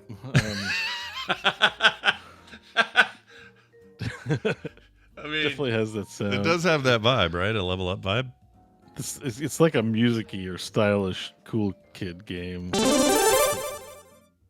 I'll give you a hint. Another Capcom sound.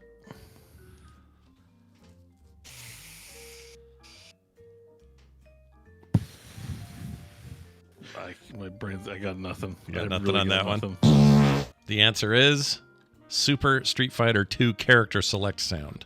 Oh, Street Fighter did enter my head, but I just couldn't. That's when you got Ryu, and it was like, round 1, fight, and that whole thing. Mm-hmm. All right, wait, did they say that, or am I thinking of Mortal Kombat? Who said round 1, fight? That was Mortal Kombat said that. Mortal Kombat, I think, is. Okay, this last one is very, how do I put this? It's in your wheelhouse, so hopefully you'll get it. Here we go.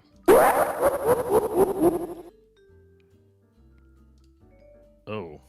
Now, it's going to be confusing because that sound got used in the final score theme, and I know you used to listen to that show. Yeah, yeah. Toward the end, it's used at the end of that song. However, it is taken specifically from a game that you should know.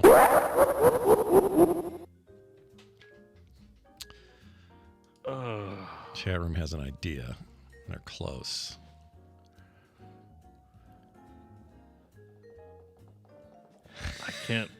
can't.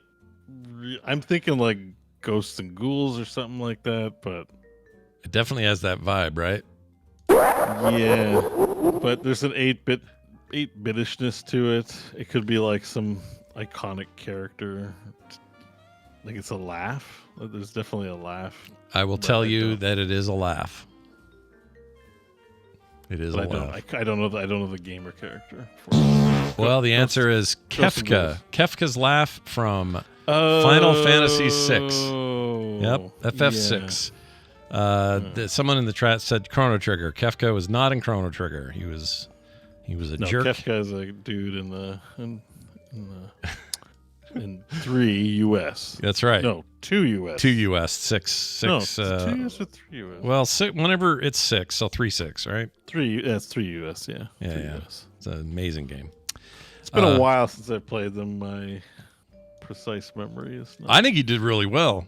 You did most of the list. I got more than I thought, for sure. Yeah, like, I'm impressed. Some of those was the Contra one in particular was it's a shot in the dark. Hand sanitizer says it was used in Chrono Trigger as well. Like maybe they reused it for something. I don't know. Kefka's not in it though. It's not for the same character. It's got to be a different character. We could stop calling it 3 Shirley. No, we can't. Well, you can call it. The box literally has the number 3 on it. Yeah, I mean they made it 6. I mean, obviously it was 6 in Japan, and then later it's called 6 here. Like the GBA remake of it is called 6. I don't know the other ones enough. Right. To differentiate them. You know? It is weird to think that, though, if that had stayed 3 in the States or in North America, 7 would be called 4, which is a weird thing to say about 7, right? Because 7 was such a gigantic move away from what previously came before. I don't know. It'd be weird. It definitely took some explaining and understanding. Although, like back in that era of the internet, there were Final Fantasy like fan sites that would explain these things, and you could download the MIDI files. That's right. And now we have the internet, and it's easy now. And also, the world no longer worries too much about this. Occasionally, a name gets changed for a different region, but mostly games are just games everywhere. That's why I always say U.S. It's my policy to go number U.S. so there you that go. People, don't at me, bro. USA number 1. That's why. But thanks for USA. USA is a 7 in Japan. Oh, gotcha. It's a 7, but it means number one in America. Right, of course. But that's great. Thanks for putting that together. Yeah, it was fun, right? It was a good time. Yeah. John's the master of our little break thing, whether it's Martha or something else. But I figured since he was gone, we'd have a little fun there. Oh, that was real neat, actually. Let's dive directly into Craftless Rogue, who's John, is in the chat and says the sound was reused in Chrono Trigger. Don't test me, Scott, or I'll call. Oh man, well we can't have that. All right, let's dive into some final news My here. dearest Martha. My dearest Martha, you're a dumbass, and it was used in 2 games. Signed, Grumpy John 92. All right, check this out. We have some other news of note. People are acting a little bit like a 4% drop in active players for Helldivers is a big deal. I don't think it is. I think it actually says the game is a huge success because everyone drops off way more than that after their first couple of weeks. Yeah. So it's a weird thing to say that that's a problem. People, don't stop playing this game. Like, what are you saying? Like, 4%. Say it isn't so. 4% dead game. Game. Like, what game doesn't shed players that isn't like an anomaly, like World of Warcraft or League? Yeah, the answer is none of them. They all do this. This is normal, and also, what's not normal is to be as little as 4% over this amount of time. Yeah, 4 seems small. Yeah, 4 seems like, and what even does drop off mean? The game has been out. It's a weird couple weeks. The whole thing's weird. People's take on it is weird. I think people are just like, people are hyper fixated on Hollywood box office takes. Mm-hmm. Yeah, I think there's just a bunch of people hyper fixated on Steam TB. No, it's like the stock market somehow being indicative of the overall economy. I can't stand it when that's like the barometer because it means nothing. Yeah. It has no effect. Yeah. And if it does, it's because Apple's down by 2%. It's like, oh no. Quick, buy toilet paper. Quick. Everyone needs to shit. The new Fallout trailer came out, and it looks great. I had some not misgivings. I had some concerns. But after this trailer, I am all in. I'm so ready for this. They have the tone. It came out today, right? Yeah, today. If you haven't seen it yet, you need to. The tone is 100% dead on. Walton Goggins is freaking great. The humor mixed with seriousness and scariness, and it's just everything I want this to be from what I can tell from a trailer. I'm very excited. I cannot wait for this to happen. So bring it on, dude. Fallout.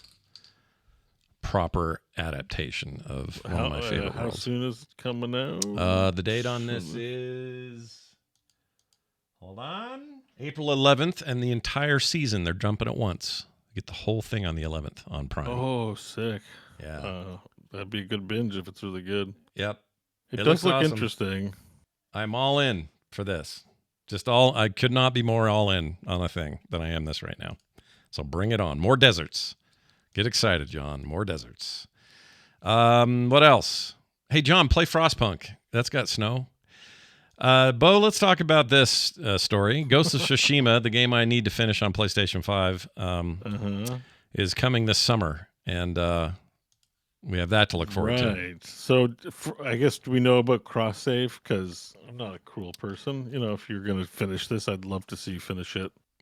I doubt it. If I had to guess, because they didn't do it with what's the other one? Zero Unified Horizon. Zero Chance or whatever it is. The first one, Horizon Zero Dawn. That one, Zero Dawn. yeah, that did not have cross saves. I doubt this will either. However, for all those that never got a chance to play Ghosts of Tsushima on PlayStation 4 or 5, you are in for a treat. That game is rad. I just need to beat my PS5 version. And It's funny. I'm like, I've got a PS5 now, but I will totally buy the PC version because also it's labeled Director's Cut. I don't know what that means. Maybe there's something extra, but yeah. Yeah, like I don't in the context of a video game, like if the deleted scenes are in the game now, like, I don't know, but yeah. Very excited. Yeah, it looks sick. I want to play this. Actually, I'm gonna wishlist this on Steam.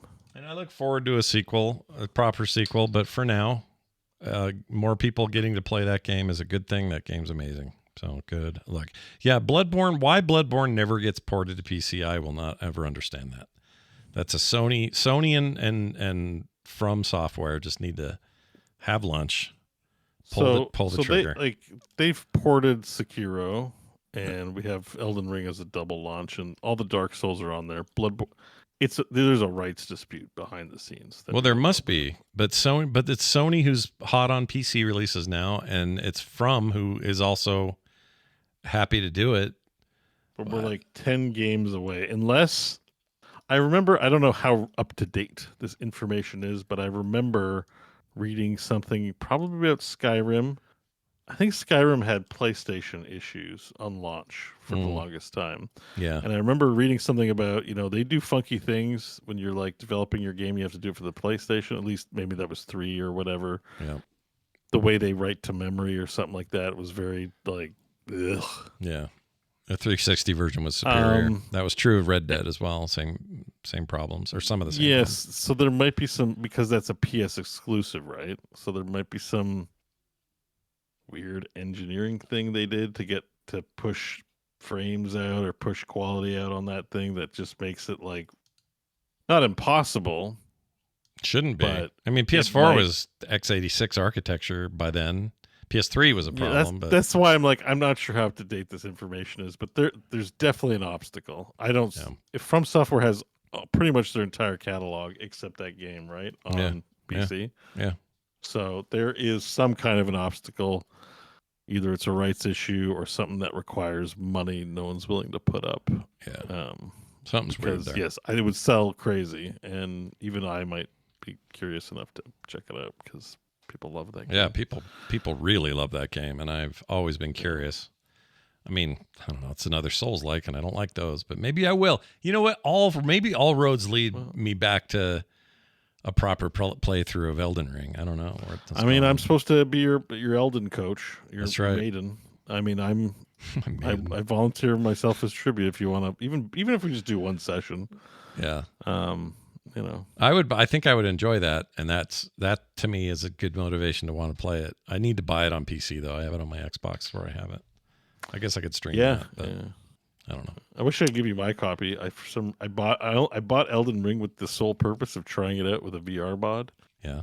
And I think I have 2 hours in it. I'm like, can I give this? Oh, that'd be cool if you could. It's the one shitty thing about like digital lockers is like, I didn't really use this. Can I give it to someone who will? Like, now they have to get their own license. You should have done. You could have returned it after under 2 hours. It gets a return on Steam. You could have done that. 2.1 hours on record. Oh. I mean, I thought maybe I'm definitely gonna buy Erd Tree, and I think I'm not. I played Elden Ring originally on my Xbox, and that's not. I'm not. My mom has the Xbox, and I'm not. You know, that's not happening this time around. That's for her programs now. Yeah, she watches the television on there. I mean, I'm gonna get a better frame rate on the PC and everything and all that. It's also less of a pain in the ass to stream. So you know, all signs point to a PC playthrough of Elden Ring again when the expansion comes out. Nice. I suspect this will. When's that expansion due? Before the end of this year, 2024, right? Shadow of the Erd Tree, for sure. June 20th this summer. Oh, geez, yeah. So I'm actually looking forward to playing again. Big long break between sessions is good. Elden Ring is it's its own vibe, but it's a good one. Yeah, yeah. Chat's reminding us. What did they say? Let's see. Isn't that game crazy easy according to Beau? I mean, one of the memes. But because the whole conversation was Souls games are hard, and I'm like, you know what? They're not that hard. And like, the Melania fight took me a lot of tries, and there's a few bosses that took me a couple tries, but like, I one-shot a lot of stuff in that game too. You were in the zone. Like, see, easy game, like, from game so hard. Like, I don't find them that hard. And then I get the rebuke. Well, Elden Ring was easier because they're trying to hit a wider audience, and I'm like, you don't know that. You're just saying that up. Yeah, they make that up to support their thing. And I don't feel like trying to prove them wrong by going to play Dark Souls or some other game, which, I know I've played a little bit of one. And I know the controls were janky in a way that the controls are not janky. Yeah. And I don't buy the whole, because the controls are janky, that's what makes it hard. It's like, no. Maybe, yes, but also don't want to play hard. Yeah, I don't want to play that. Here's the thing. I don't want to play janky control games. So there are a few people I would rather not argue with on the internet more, but it's pretty rare that there's anybody I would rather not argue with more than a Souls fanatic. Those people, I don't want to go to bat with them anymore. I'm done with them. They're all fine. I'm sure you're all nice people. You got your lives going or whatever. But the minute something about a Souls-like comes up and you guys get up with your sword in the air, it's like, freaking no. I don't have time. What else we got here? Nintendo scared $2.4 million out of the Yuzu emulation people, which also ends that whole thing. They are now done. If you go to yuzu.com, whatever it used to be, it is got a little message there. Oh, this is a big, big news topic this week. Yep. Nintendo used all their legal might to force them. This is the cheapest way out for them. That could have been a lot worse if they'd have resisted. And it was a settlement, which makes sense because Nintendo would box their ears in legally until they tapped out. So. Oh yeah, for a lot more money. But I found out a few things about this that really, really, I mean, kind of shocked me. Yuzu had a Patreon that was pulling in over $30,000 a month. Yeah, that is not a good look. Games preservation's one thing, but you can't be like, I'm getting rich as a librarian. Yeah, that's. Sorry, like I'm sure they're dev. I'm sure 30 seems like a lot. I don't know how many devs are working on it, but they're also. I'm assuming they charge a purchase price. For Yuzu, they did. Like, you had to buy the emulator on Steam. Oh, is it free to? I thought it was free to download. I never tried it. Oh, I didn't know. I meant to try it on my Steam Deck because that's where people were using it the most, but I didn't ever try. And I also think I thought it got delisted because Nintendo rattled sabers at Steam, and Valve said, "Oh, we better." So I think that got pulled. So I'm not really sure how this was going in the background. I know you're right about the Patreon. That was skeevy, given that most of these efforts, emulation efforts out there, are usually, even if people don't believe them, they usually are at least clothed like they are game preservationists, right? They're aiming to make it so that Switch games don't just exist on servers at Nintendo, that they have a life beyond that, blah, blah, blah. And a lot of emulation has successfully done that. They have not broken the rules enough to be sued into the dirt. These guys were making massive amounts of money on this project via the Patreon and other methods, and I think that just bit them in the ass. And that 2.4 million is probably lucky they got away with just that, because that's pretty low. Yeah, I mean, I don't. Again, it depends how they've saved their money. Like, did they earn $2 million in revenue, or is it like Bowser and you're an indentured servitude to Nintendo for the rest of your life? Yeah. I guess it also depends if they're incorporated or if there's personal liability involved with them as well. Because they can just go bankrupt, and I don't know how much that liability extends to the individuals at that point. Yeah. But yeah, it's hardly shocking. The press release that I don't know if you read that, Gem, but they were basically like, we've settled, but like, listen, Yuzu was always meant to be an emulator, and the community ruined it by pirating games. and it's like, but you're emulating Switch. Like, what else is it? I don't buy that. Come on now. Yeah, I don't buy that. That's not. You're trying to, for $30,000 a month, you're not enabling pirate. Like, yeah, I'm sorry. You knew what you were doing, and you didn't cross your T's legally before you forged ahead, because I think emulators are legal, right? Yeah, they are. So you probably need to, look ahead and take careful steps on your product before claiming innocence. Because I think if things had been done right, or the correct decisions had been made, they wouldn't find themselves in this position. And then they could say it was the community doing it and not them. Well, Graham Cacker in the chat says, and this is a fair point, they were probably targeted because it's current gen emulation. Mm-hmm. Yeah. Nintendo doesn't want their current business model meddled with at this level. If this was 10 years from now and we're on to we've already had 2 new phases of Nintendo hardware and or software, I don't know that they would have had they would have cared as much. It only targets Nintendo, because like PlayStation's releasing all their stuff in good shape eventually on PC. A lot of PlayStation offerings are on PC. Mm-hmm.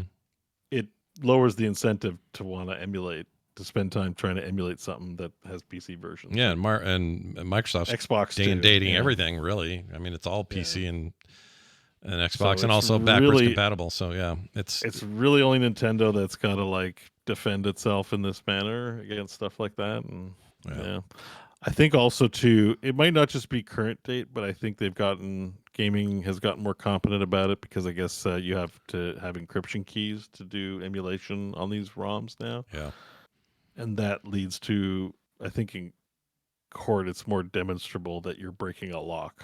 Oh yeah. Like with old stuff, it's just like, yeah, it emulates stuff. It's for hobbies. We don't offer ROMs.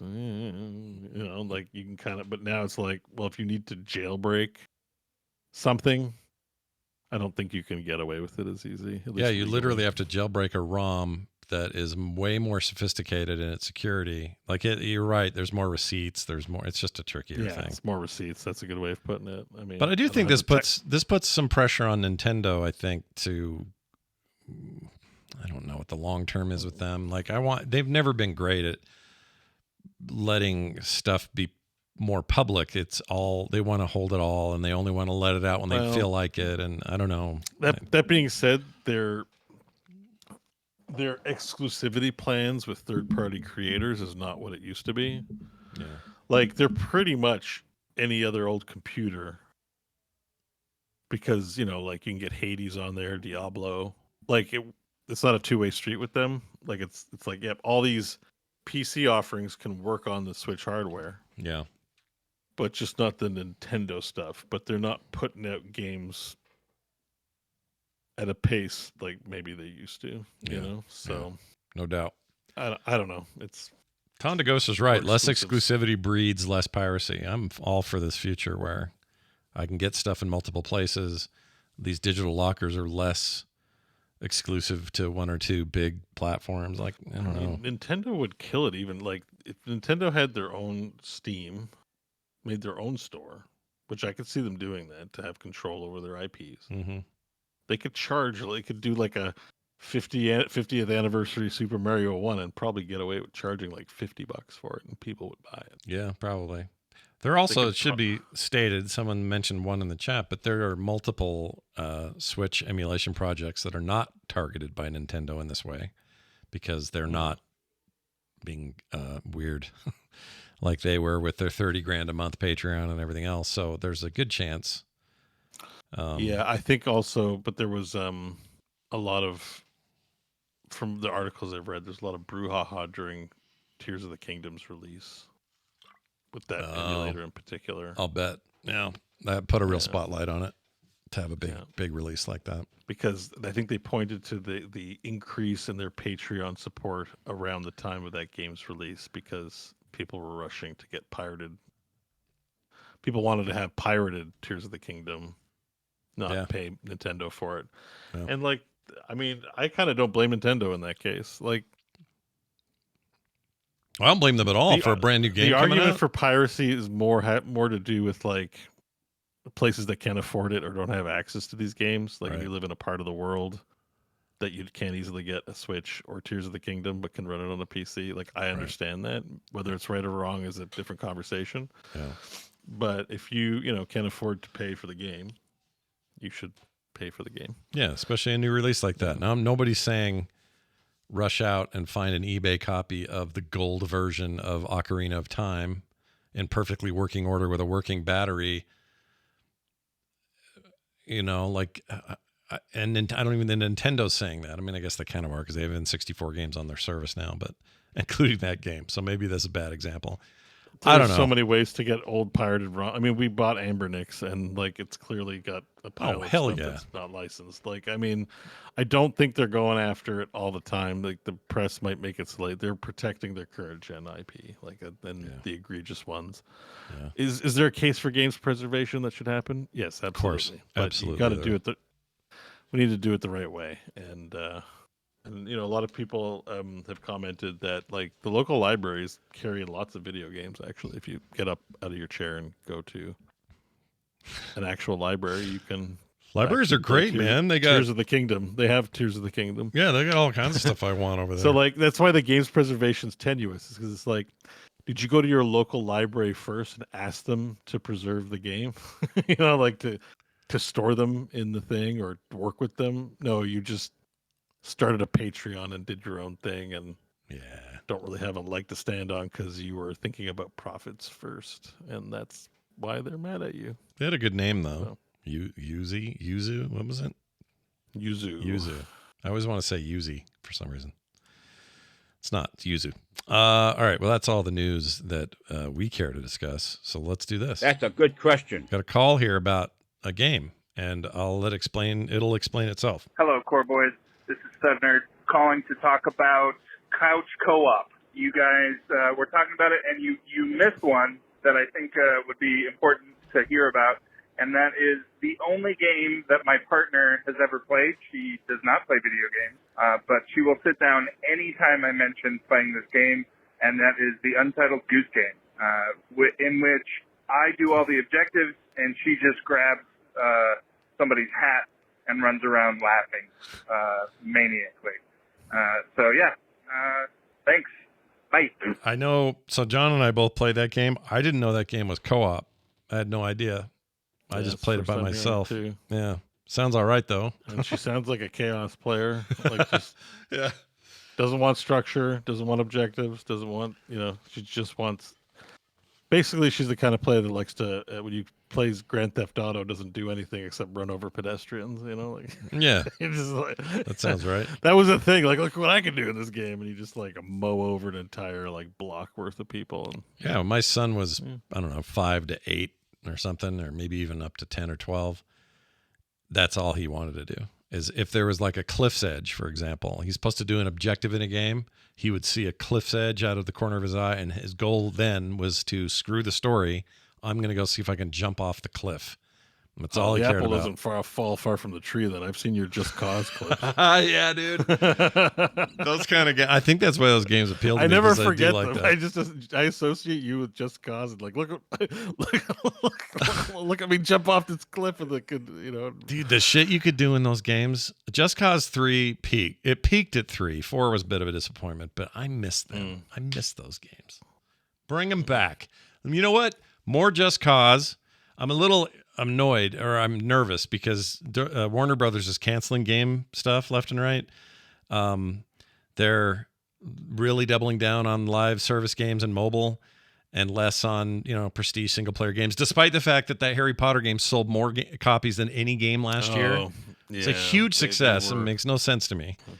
But they're doubling down on stuff like kill the Suicide. There was Suicide Squad, Kill the Justice League, which is doing very poorly and being panned by everybody.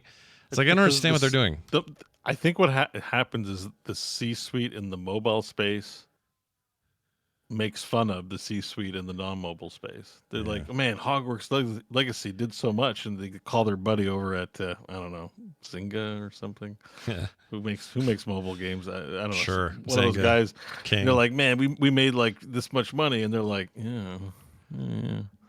Cool, I guess. And they're like, shit, we need to do, it's just, it's maddening, but we've heard it so much over the past years now that these phenomenally successful games they should be proud of are embarrassments to them. It has to just be ego people that are playing a different.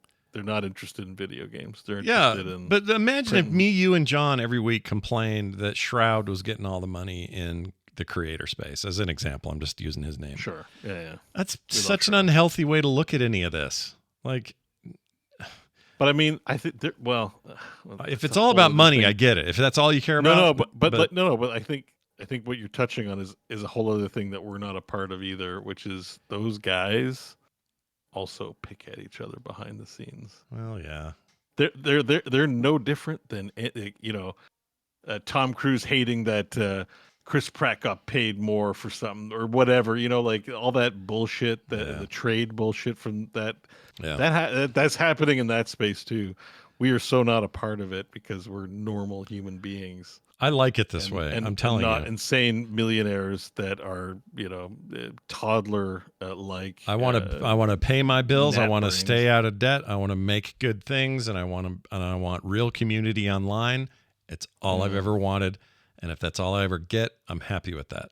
I don't want that. Like I was hearing about the Rooster Teeth thing today. Another Warner Brothers, or no, not Warner. Yeah, it was Warner Brothers and Discovery. After 20 years, just shut that whole shit down.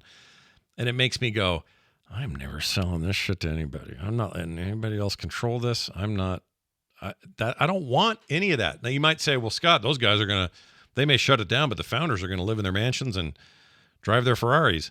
All right. That's not the most important thing in my life. So I don't care about that. What I care about is good. I want to live happy. With good relationships and meaningful interactions and quality time with you guys and the community and people all around this. Like, that's what I want. And that's what I have right now. And I do not take that for granted. And I don't want it to ever go away. And I think part of the reason it goes away sometimes is because people freaking get greedy and weird. It's like, it's the putting the greed before the thing. And then there is that ethos, like the World of Warcraft ethos, where it's, when we're playing hardcore and everyone's lining up to take their turns tagging a mob, and some dude comes around and says, like, here's a life lesson. Yeah. Lining up is stupid. You take. Yeah, I hate that. Like that was always the folk wisdom of my old man, was just like, there's two types of people in this world. There's takers and there's givers. It's like, don't be a taker. Yeah, taking sucks. The takers think they have a deep philosophy, but you're actually just you're actually just a despicable being. And despicable being is good. I like that term. You're just despicable. Like, that's all it is. I just like to be able to sleep without having a bunch of weird guilt. I like to, I don't know. I like to treat people like I don't know. I'm not trying to. I'm I not trying to tout the frog pants horn. Concept. Sorry, go ahead. It's foreign. We think of it as foreign, like as like a Japanese thing. You know, like the honor. Like their behavior is very much pinned in because there's a sense of honor and propriety. Right. So it's just what you're talking about. It's like we actually have versions of that too. You might call it like morality or whatever, but it's just like, what's the point if you don't conduct yourself with honor? Yeah. And we think of it as a foreign like Japanese thing because they're, known for it and do it to an extreme. But like dignity and honor in the way we carry out. Yes, we want millions, and yes, we like to have attention. That's why we're doing a show and we like talking and airing it out in front of people. But like not at the cost of infringing on copyright, for example. Like I still think a lot of this reaction stuff is like it's the Wild West, so y'all can get away with it. But like we're people who make things. We know the hurt it can inflict, and I don't do it very comfortably. I don't feel very comfortable about it, and I don't want to hurt people. Yeah, that's having integrity. You know what I mean? It's just like it's stuff like that, right? Yeah. I think that's what you're brushing up on. That is what I'm saying. Yes, that promotes a community of people who also have those values and have that sense, whereas, the monsters gravitate towards XQC. And it's like, I just feel like such a minority sometimes, and I don't know why. And I don't mean that in like, I'm oppressed. It's not what I mean. No. I mean like this feeling that the rest of what I consider to be sort of the creator business, and that it's evolved a lot, and it's got hands in many cookie jars. It's YouTube. It's all these platforms. It's, people who break into the mainstream or come from the mainstream to this world. A very successful comic can make a podcast tomorrow and have 20 million followers immediately in that show. That's just the way it is. The way we deal with fame and that sort of thing. All of that's fine, whatever. I just feel sometimes like we're in a minority where the value isn't just get good noob or pwn your enemy, or even just some of these gamer tropes they're just not a part of this, and that's not a big money making enterprise to take that stance. People are always like, well, how's Frog Pants doing? Good. It's all right. Like I say, stay out of debt, pay my bills. Like it's going good, and we can do enough revenue on the shows so that hosts get paid, and everybody can kind of do their thing, and it's great. But I fear, I don't know if I fear it. I do kind of fear it. I fear that thing where you go, yeah, but what about more? And what does it take to do more? Well, and sometimes people sell their effing souls for that. And whether you believe in a soul or not, I'm not talking religiously here. I'm saying, if I wanted to tomorrow, I could probably go real negative and build something out of that. Well, but I don't. Why would I want to do that? I think what you're talking about is like what the thing that you're not doing. That I suspect a lot of more people do it than we realize. Which is getting an agency that helps you with this internet thing. Yeah. Right. Yeah. I think you don't have any view bots. And I think you probably need some view bots. I think, you know what I mean? Like they don't talk about it. Like clearly there are people doing shady shit to juice their views. Oh, guaranteed. And they're not going to talk. There's a quid pro quo, just like anything else on that front.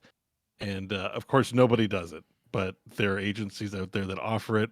There's evidence definitely of people doing it. There's like this one guy on Instagram who has like 1 million followers. They're all like in South America, but he's not. He's an American guy that has. Yeah. That's a morality thing. Like you're like, my views are earned. Well, enjoy your earned views and your poverty. Like that's, you know what I mean? Like that's real. That's happening now. And saying something like that, you run the risk of getting lampooned or being made viral or example of, or just being told you're full of old and sour oats or whatever else by, it's not really good sportsmanship to do it. But at the same time, I think this online thing is more of a dirty business than people realize. And, it is. Everyone wants. Well, it's also the most competitive space in the history of ever. You have like one of the most unique things going on the internet in that like we have the Discord and the community. Like, okay, a lot of people have communities. It's not unique, but the civility and just the general tone of people is I've cruised in some Discords. It's not like that. It's all memes and assholishness. This really is a safe haven for this stuff. Yeah, I'm proud of that, and I hope it ever stays that way. And I don't even know why it's like that, but I do know. I don't even know how we got here, but I like where we're at, and I want to say to especially the core audience, because this is the fastest growing thing we have going. I mean, it's really popping. Core is. You guys are in large part due to that. So thank you for your support, everybody. It means a whole lot to us that you guys are doing that. I guess what I would say is like your ratio to earned views versus. We can tell when someone comes in here who was like doesn't know what's going on. they're Oh, it's like water and oil. And yeah, for the sure. The whole chat room jumps on them, like, get them out of here. Like you're, Yeah, if you come in new and you're a good-hearted person, people can tell you. We can just tell. It's like, you know what it's like? It's like AI art. I know it when I see it. As soon as I see some fakery, I go, that thing's got 12 fingers. How are you all missing this and think it's real? Like, it's like that. But our community is very good at seeing that, and you just don't mesh. If somebody shows up on the Discord and starts talking smack, everybody's hair goes up on their neck and goes, "Wait a minute, what? This isn't." You just aren't going to last in there. Well, turns out when you have a haven for people that are jerky to each other, you can really grow that. Now, like you said, I don't know that that's like I know people. I'm not going to say names. I know people who bought all their Twitter followers in the millions. Mm-hmm. Paid a sum of money. There's services that would just give you followers and you have them. They're not engaged at all. They don't connect. Nobody talks to anybody. Twitter's weird now anyway. But the point is, like, even at its height, that was still just for show. That was just to say, oh, look, hire me or let's do this together because, look, I have 1.5 million followers on Twitter. And people just go, oh, you must be really connected or whatever. It turns out all of those were paid for. And if had you not done that, you would have been 12K or 5K. I think I have something interesting to show you on that front too, like an actual example. I'd be happy to look at it. But I was like always really resistant to that because I just thought, well, I'll tell you the truth. I would rather have 5 engaged, good people than 1,000 dicks. and now scale that. I'd rather have 1,000 good people than 20,000 dicks. I just don't want it. So no, and that's the right way to do it because what ends up happening is you end up creating. You end up bringing in. You don't know what you're bringing in. There's no vetting. I guess is what I'm trying to say. Sorry, I'm just a little spread. I'm trying to bring up this example. Anyways, there was this video I saw that had more dislikes than it had views. Yeah. Or something like that, and it's like, well, clearly they're botting. Like it's just clearly botting. Yeah, the chat makes an interesting point. Tondagosa says we can smell it. Yeah, I think you guys are smart enough to know if we were all just full of bullshit, you would know and you would act accordingly and you would go away. I have no doubt about that, and to assume otherwise is very arrogant. But also, if I had somebody, let's say me, John, Beau, whoever else in the community, the hosts or anybody, creators within it, if we, how do I put this? If we had no conscience, well, then that stuff would be easy. But I don't know how people do that. Like that's you call it a weakness if you want, but I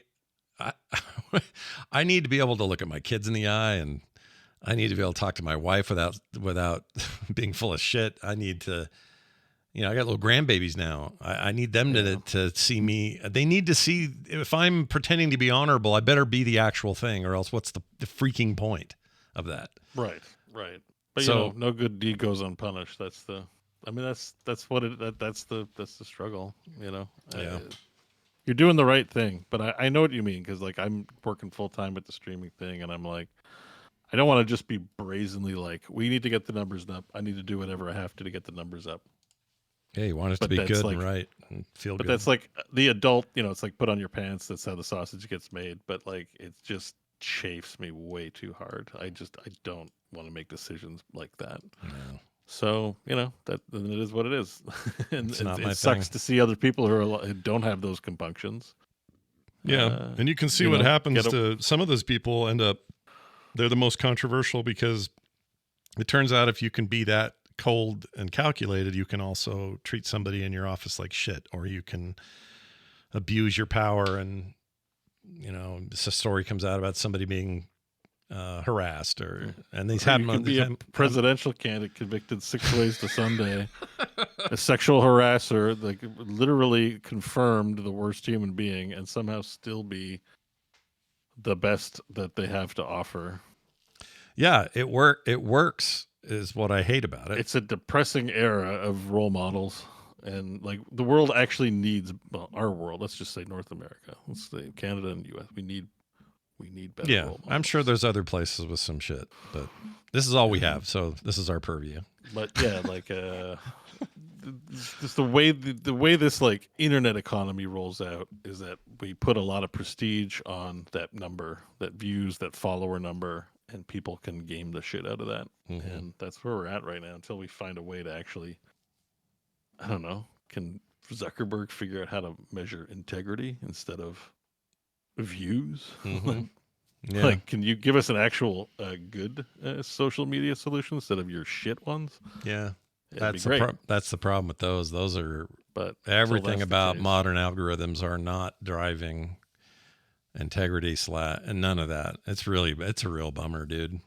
That stuff bums me out. But look how philosophical we got here at the end of the show. And it's that plausible deniability thing too. That's why I say you get an agency to do that shit for you. You don't literally commit the crime yourself. You do what corporations do and outsource the crimes and say, well, we here at Toothbrush Co. did not realize that it was dehumanizing using people from this country and they were paid 2 cents. We didn't know. Yeah. We paid another company to do it.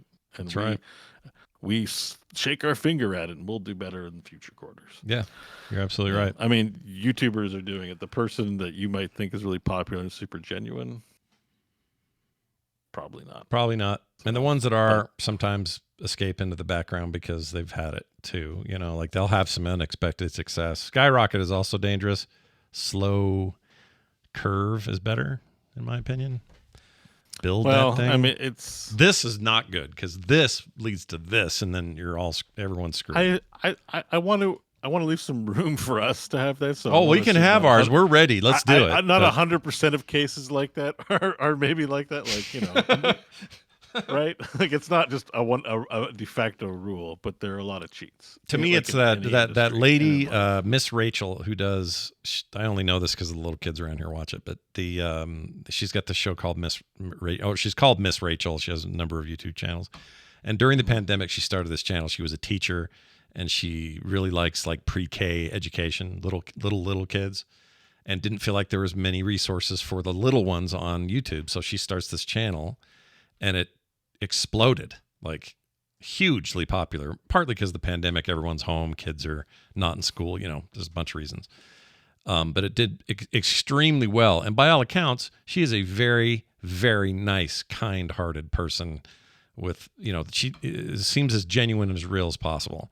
People give her a ton of shit because she's very in the limelight now in that space. So, everyone's just mean, but, yeah, that's an example. Somebody trying to do some good in the world, happened to time it all real well, and now they're doing well. Yeah, it's not exclusive to dicks. I'm not saying it's a hard and fast rule. I'm just saying there are those that are gaming, or maybe didn't start that way, but to keep their spot, they have to, or Yeah, I've just had it with the whole hustle bro, figure out how to fake it stuff. I can't. I just hate. I have no patience for it. And I have people I consider friends who do this, and it drives me crazy. I even tell them, it's just like, why are you doing that? That's not real. What you just did, that thing you did, that's not real. Like wouldn't you rather be number one on that list and have that be real? I think it's like a low self-esteem, not a low self-esteem thing, but like you're just like, listen, just be a great person, and the good things will happen. And then people are like, well, I'm not a great person, but I still want that I stuff. still want the stuff. I still want to be like, celebrated, or this whole vanity thing, the TikTokification of like everyone gets their spotlight. Man, I posted a couple of Helldivers. For like TikTok really wants you to cultivate a taste for being special, eh? Yeah, they really Like do. when you look at the performance of your videos and stuff, and I'm like, I'm just like, I could see getting, like, I posted a couple of videos, and I'm like, oh, I did like 2K views, and like 100 people liked my stuff. Mm-hmm. What if I posted another one and get more? And I'm just like, for what? Like, are they paying me? I mean, they do eventually if you have enough, but you got to be in the millions / billions before they pay you. Yeah, it's not worth it. Like, you know what I started doing the other day? I told Kim this. I said, sometimes I get so wrapped up into like, what are the right business decisions this week instead of I just need to be creative for a minute. Yeah. And so these stupid animated Mario head things I've been doing. I love them. Purely that. It's just me going, this would be funny. Let's do this. I don't expect anything for it. I don't expect them to go viral. I don't expect them to do anything really other than I'm enjoying making them and they are amusing my family and friends. It's all I care about. And there's something really liberating about that. And it reminds me of the early web. It's like when I started doing web comics and stuff way back in the early 2000s. It's this feeling of like, I got a new canvas. This is for the joy of it, not the money of it or the proper business plan of it. It's just make a cool effing thing. Then that's the point. That was the point. At least to me, that was the point of YouTube from the jump. Right, to create your things and share them. That was the idea. Like it's as simple as that, or it's not. That's it. And same with Vine. People just do neat things with the format. Same with Twitter. Cool. Twitter was these were all at their simplest original forms were these amazing ways of like new expression. And it's just now that they get big enough, they scale weirdly, and then now it's all about money and the algorithms drive negativity, and it's just like a whole different. That's not what it was. Well, it's the ones that want to buy their way, and I think they're harder to tell than we give them credit for. Like a lot of bad actors shoot up to the top, and I don't know. It's not to have sour oats about these things. You want to wish people well with their success and stuff like that. But you've been at this for a long time, longer than me. But even for me, I think it's now going on 10 years. Yeah, easily, right? Sometimes people like ask for advice or stuff. Like I'm just always trepidatious. I'm like, do not ask me. It's been a long road. It's this whole notion that you just go on the internet and get super famous and it all rolls out. I'm like, it's like a football game, winning 1 yard at a time, and it's an endurance run.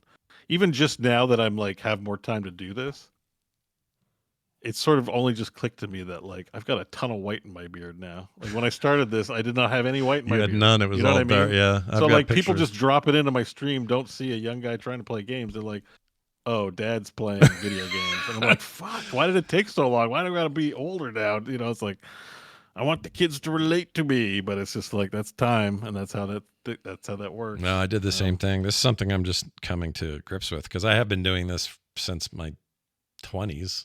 When the internet was allowing me to put content on it, that's when this started for me. I ain't 20 anymore, but I still love what I love. And I think I'm finally like this last year and even recently, this has been a really good coming to the mirror moment for me to just say, just keep making what you love, keep doing what you're doing. You're fine. Yeah. Like, who cares? Yeah. Just to address that too, because the chat room was like, something about sorry y'all not making billions, and it's like it's not that we want the billions, it's just that it causes psychological damage when you're out here trying to do like your thing, but your thing is not taking the shortcuts that others are getting rewarded for. I think that just causes psych damage. Like talking about it, helps actually just. I agree. I agree with that 100%. Just acknowledge that, like, it sucks to see, and complaining about it is even seen as it's not going to do you any favors, and yet it's good to get these things off your chest. Yeah, so. I agree. And also, Rusty Nails, what you said earlier is totally dead on. I wanted to at least let him know that. All right, well, let's dive into the... we're getting out of here, and that's what we're doing. By the way, if you want to send a phone call like that one, 801-471-0462. If you want to text us, same thing works there. No problem. Did we answer the question?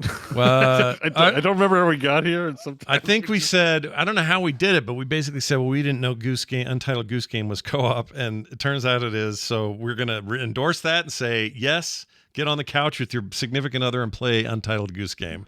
I don't know how that turned into what it did. If she's somehow listening, like y'all should both play Baldur's Gate 3. Well, Baldur's Gate 3 is pretty great. And it's a co-op game, like as a relationship builder. That's right. You're going to come away with more love in your heart than you started with. How about that? Those are our promises to you. Yeah. Or just any other co-op game. Just branch out. Plan E17 in the chat says Goat Simulator 3. I forgot that came out. I've always been curious about that. You're playing Japanese games now, Scott. Yeah, I know. I can't go simulate a goat. But I've always wondered about that series because it seems like it's meant to be funny for the sake of views.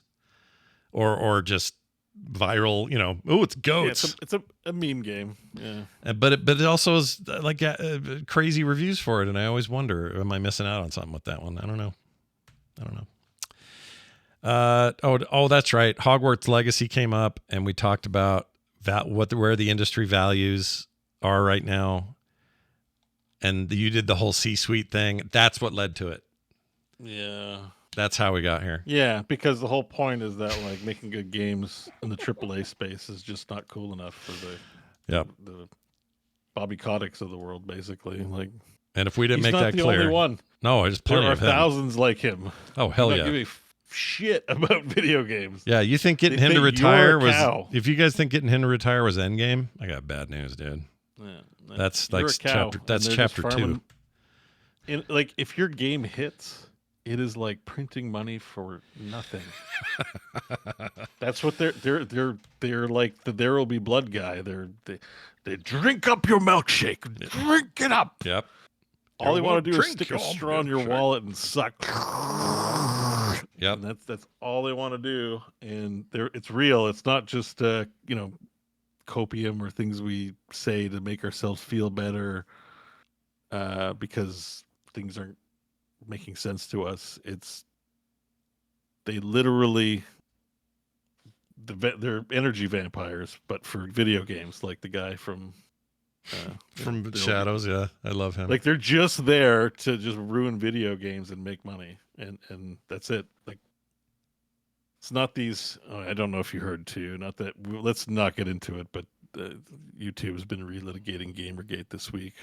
Oh, really? I've avoided all that. I did hear something on there's a consulting company that just helps with diversity, and so all those dumbasses that don't like woke think that's the reason why all games have been ruined, because of this one consulting company. Like, it's a real tinfoil hat. But it's basically Gamergate shit all over again. But all that to say, it's not that stuff that's ruining games. It's the people that are. It's the energy vampires that just do not care. They are like energy vampires. I never thought of it that way, but they sap me, man. I was telling Kim this morning that my goal's good. My goal in 2024 is to not pay attention to anything to do with the election this year. And the reason I'm doing that is not because I want to be uninformed. There's nothing to be informed about. I know it all already. It's in syndication now. It's in syndication. All I have to do is vote my conscience come November, which I'll do. I participate in the process, but I'm not going to consume it, read it, hear it, deal with it at all. And that even comes from people I really like that make me laugh. Like, I'm not going to watch Jon Stewart very much, even though he's back and kicking ass. I don't want it part of me anymore. I can't have it because it's this energy vampire idea. It's a ramp to worse things, basically. Oh, it's so sucky. I've been through this. I did it in 2016. I did it in 2020. I don't want to do it anymore. I'm done. I can't make it that kind of change. I can change it on the ground. I can have my kids over for dinner, and we can talk about good things in life and encourage each other and support each other, and we can do good shit. My wife and I can do the same, and I can do the same for these little ones coming up, and I can talk sometimes on shows and we can all have community here. That's as far as my reach goes. That's all I got, man. Yeah. So forget it. I'm not going. I'm just watch anime all year. This is the plan. Anime. Maybe it's Trump's an energy vampire kind of thing. Like maybe if we just stop paying attention to him, he'll just disappear. Yeah. Maybe that's what we need. Is that what's going on? Oh man. I mean, that's kind of how bullies work, right? Like you don't give them oxygen. You don't give these trolls oxygen. Yeah, and I mean, whatever I was giving it before was a useless use of anything, and now I'm not going to do it. Whatever this circus is continues because of the oxygen being given it, and it's bigger than just you, so that's why you got to step away. Yeah, and there are people who I'm sure just our little conversation right here, right now, are annoyed and going to email me. Go ahead, it's fine. Do what you're going to do. We don't have any oxygen for you. I got no air left. I got barely enough air to breathe. I got these peanuts right here. That's for me to just occasionally snack on. I got a good PlayStation 5 controller, and over here is some chicken I'll finish when the show's over. That's what I have. Oh, and I bought this. What you have? I bought this blanket. Look at this blanket. It looks like a big tortilla. Look at this. Oh, is it a shroud of Turin? Oh, it's a tortilla. It's a tortilla. It looked dirty. I know it does. This is a piece of shit. I got it off Temu because I had a contest, or I had a dare going that you couldn't get anything cool off Temu, and it turns out you really can't. Nothing's very cool. I don't know. A tortilla blanket's not. Well, this one it fell on the floor. It's actually better than I would have expected. There's a chocolate chip one too, but I think my daughter moved it, and it looks like somebody wiped their butt with it. So, oh, here it is. Check this out. Oh, come on. I want to see. Okay, there it is. Look at this. Oh, that is amazing. It's supposed to be a big round chocolate chip. Is it like a photo, like a blown up photo? Yes. Or is it painted? Yes, it's totally photo transferred. Absolutely. Oh my God. And I got this for like nothing on Temu, and I just thought, well, that's cool. And the picture looked okay, but both of these just look What's dirty. The story? Like, is it made in a factory in China? Like these Americans, they love chocolate chip cookies. This is a good product. Like, who made it? I'm looking. There's no label. Yeah, it's label free. Just the slave children at Temu. I don't know. Or Temu, whatever it is. It's anyway. Yeah. There it is. Congratulations on your food blankets. Yeah. There's the deal there. Okay. Where are we? Oh, I'm just going to thank some patrons. So you were doing I think we're doing patrons. Yeah, let's thank these patrons. We got a bunch here, and I'm really happy that they're here. So we're gonna thank them. Big thanks to Kenneth Harrell, Trevor Stevens, and Daryl Crone. They're brand new since last week, and we love to have them here. If you want a show with no commercials, pre and post show content, and monthly benefits that include things like artwork, video game artwork that I send out, host specials. I think I'm up this month, I believe. I know I am, because John just did one. So that's coming from me soon. I don't know what I'm doing, but something cool. Lots of other reasons. Go read about them and join the growing family of patrons at patreon.com/core show. Okay? Please do. And we'd love to have you a part of it over there. Go to frogpants.com/core for everything else. That includes ways to contact us, hang out with us, whatever it is. John will be back with us next week. And I think that's it. Beau, any final thoughts? Parting wisdom before we go? I should have thought of something. Damn it! But just have a North Star. Have a North Star, everybody. Have a North Star. Don't forget about your North Star. It's how you conduct yourself does matter in spite of. Yeah, be nice to each other. Assume does. Yeah. That includes Nemesis 5-0. You can have role models, but remember that you need to be at some point. Growing is about becoming your own role model. That's right. Others. It's not a one-way street. Yeah, and be good to each other. And there you go. And join our Discord. A lot of good people in there. Everyone's really nice. Frogpants.com/Discord. You can be a part of that, part of our larger family as well. That's going to do it for us. Thank you all for listening. We'll be back next week with more. We'll see you then.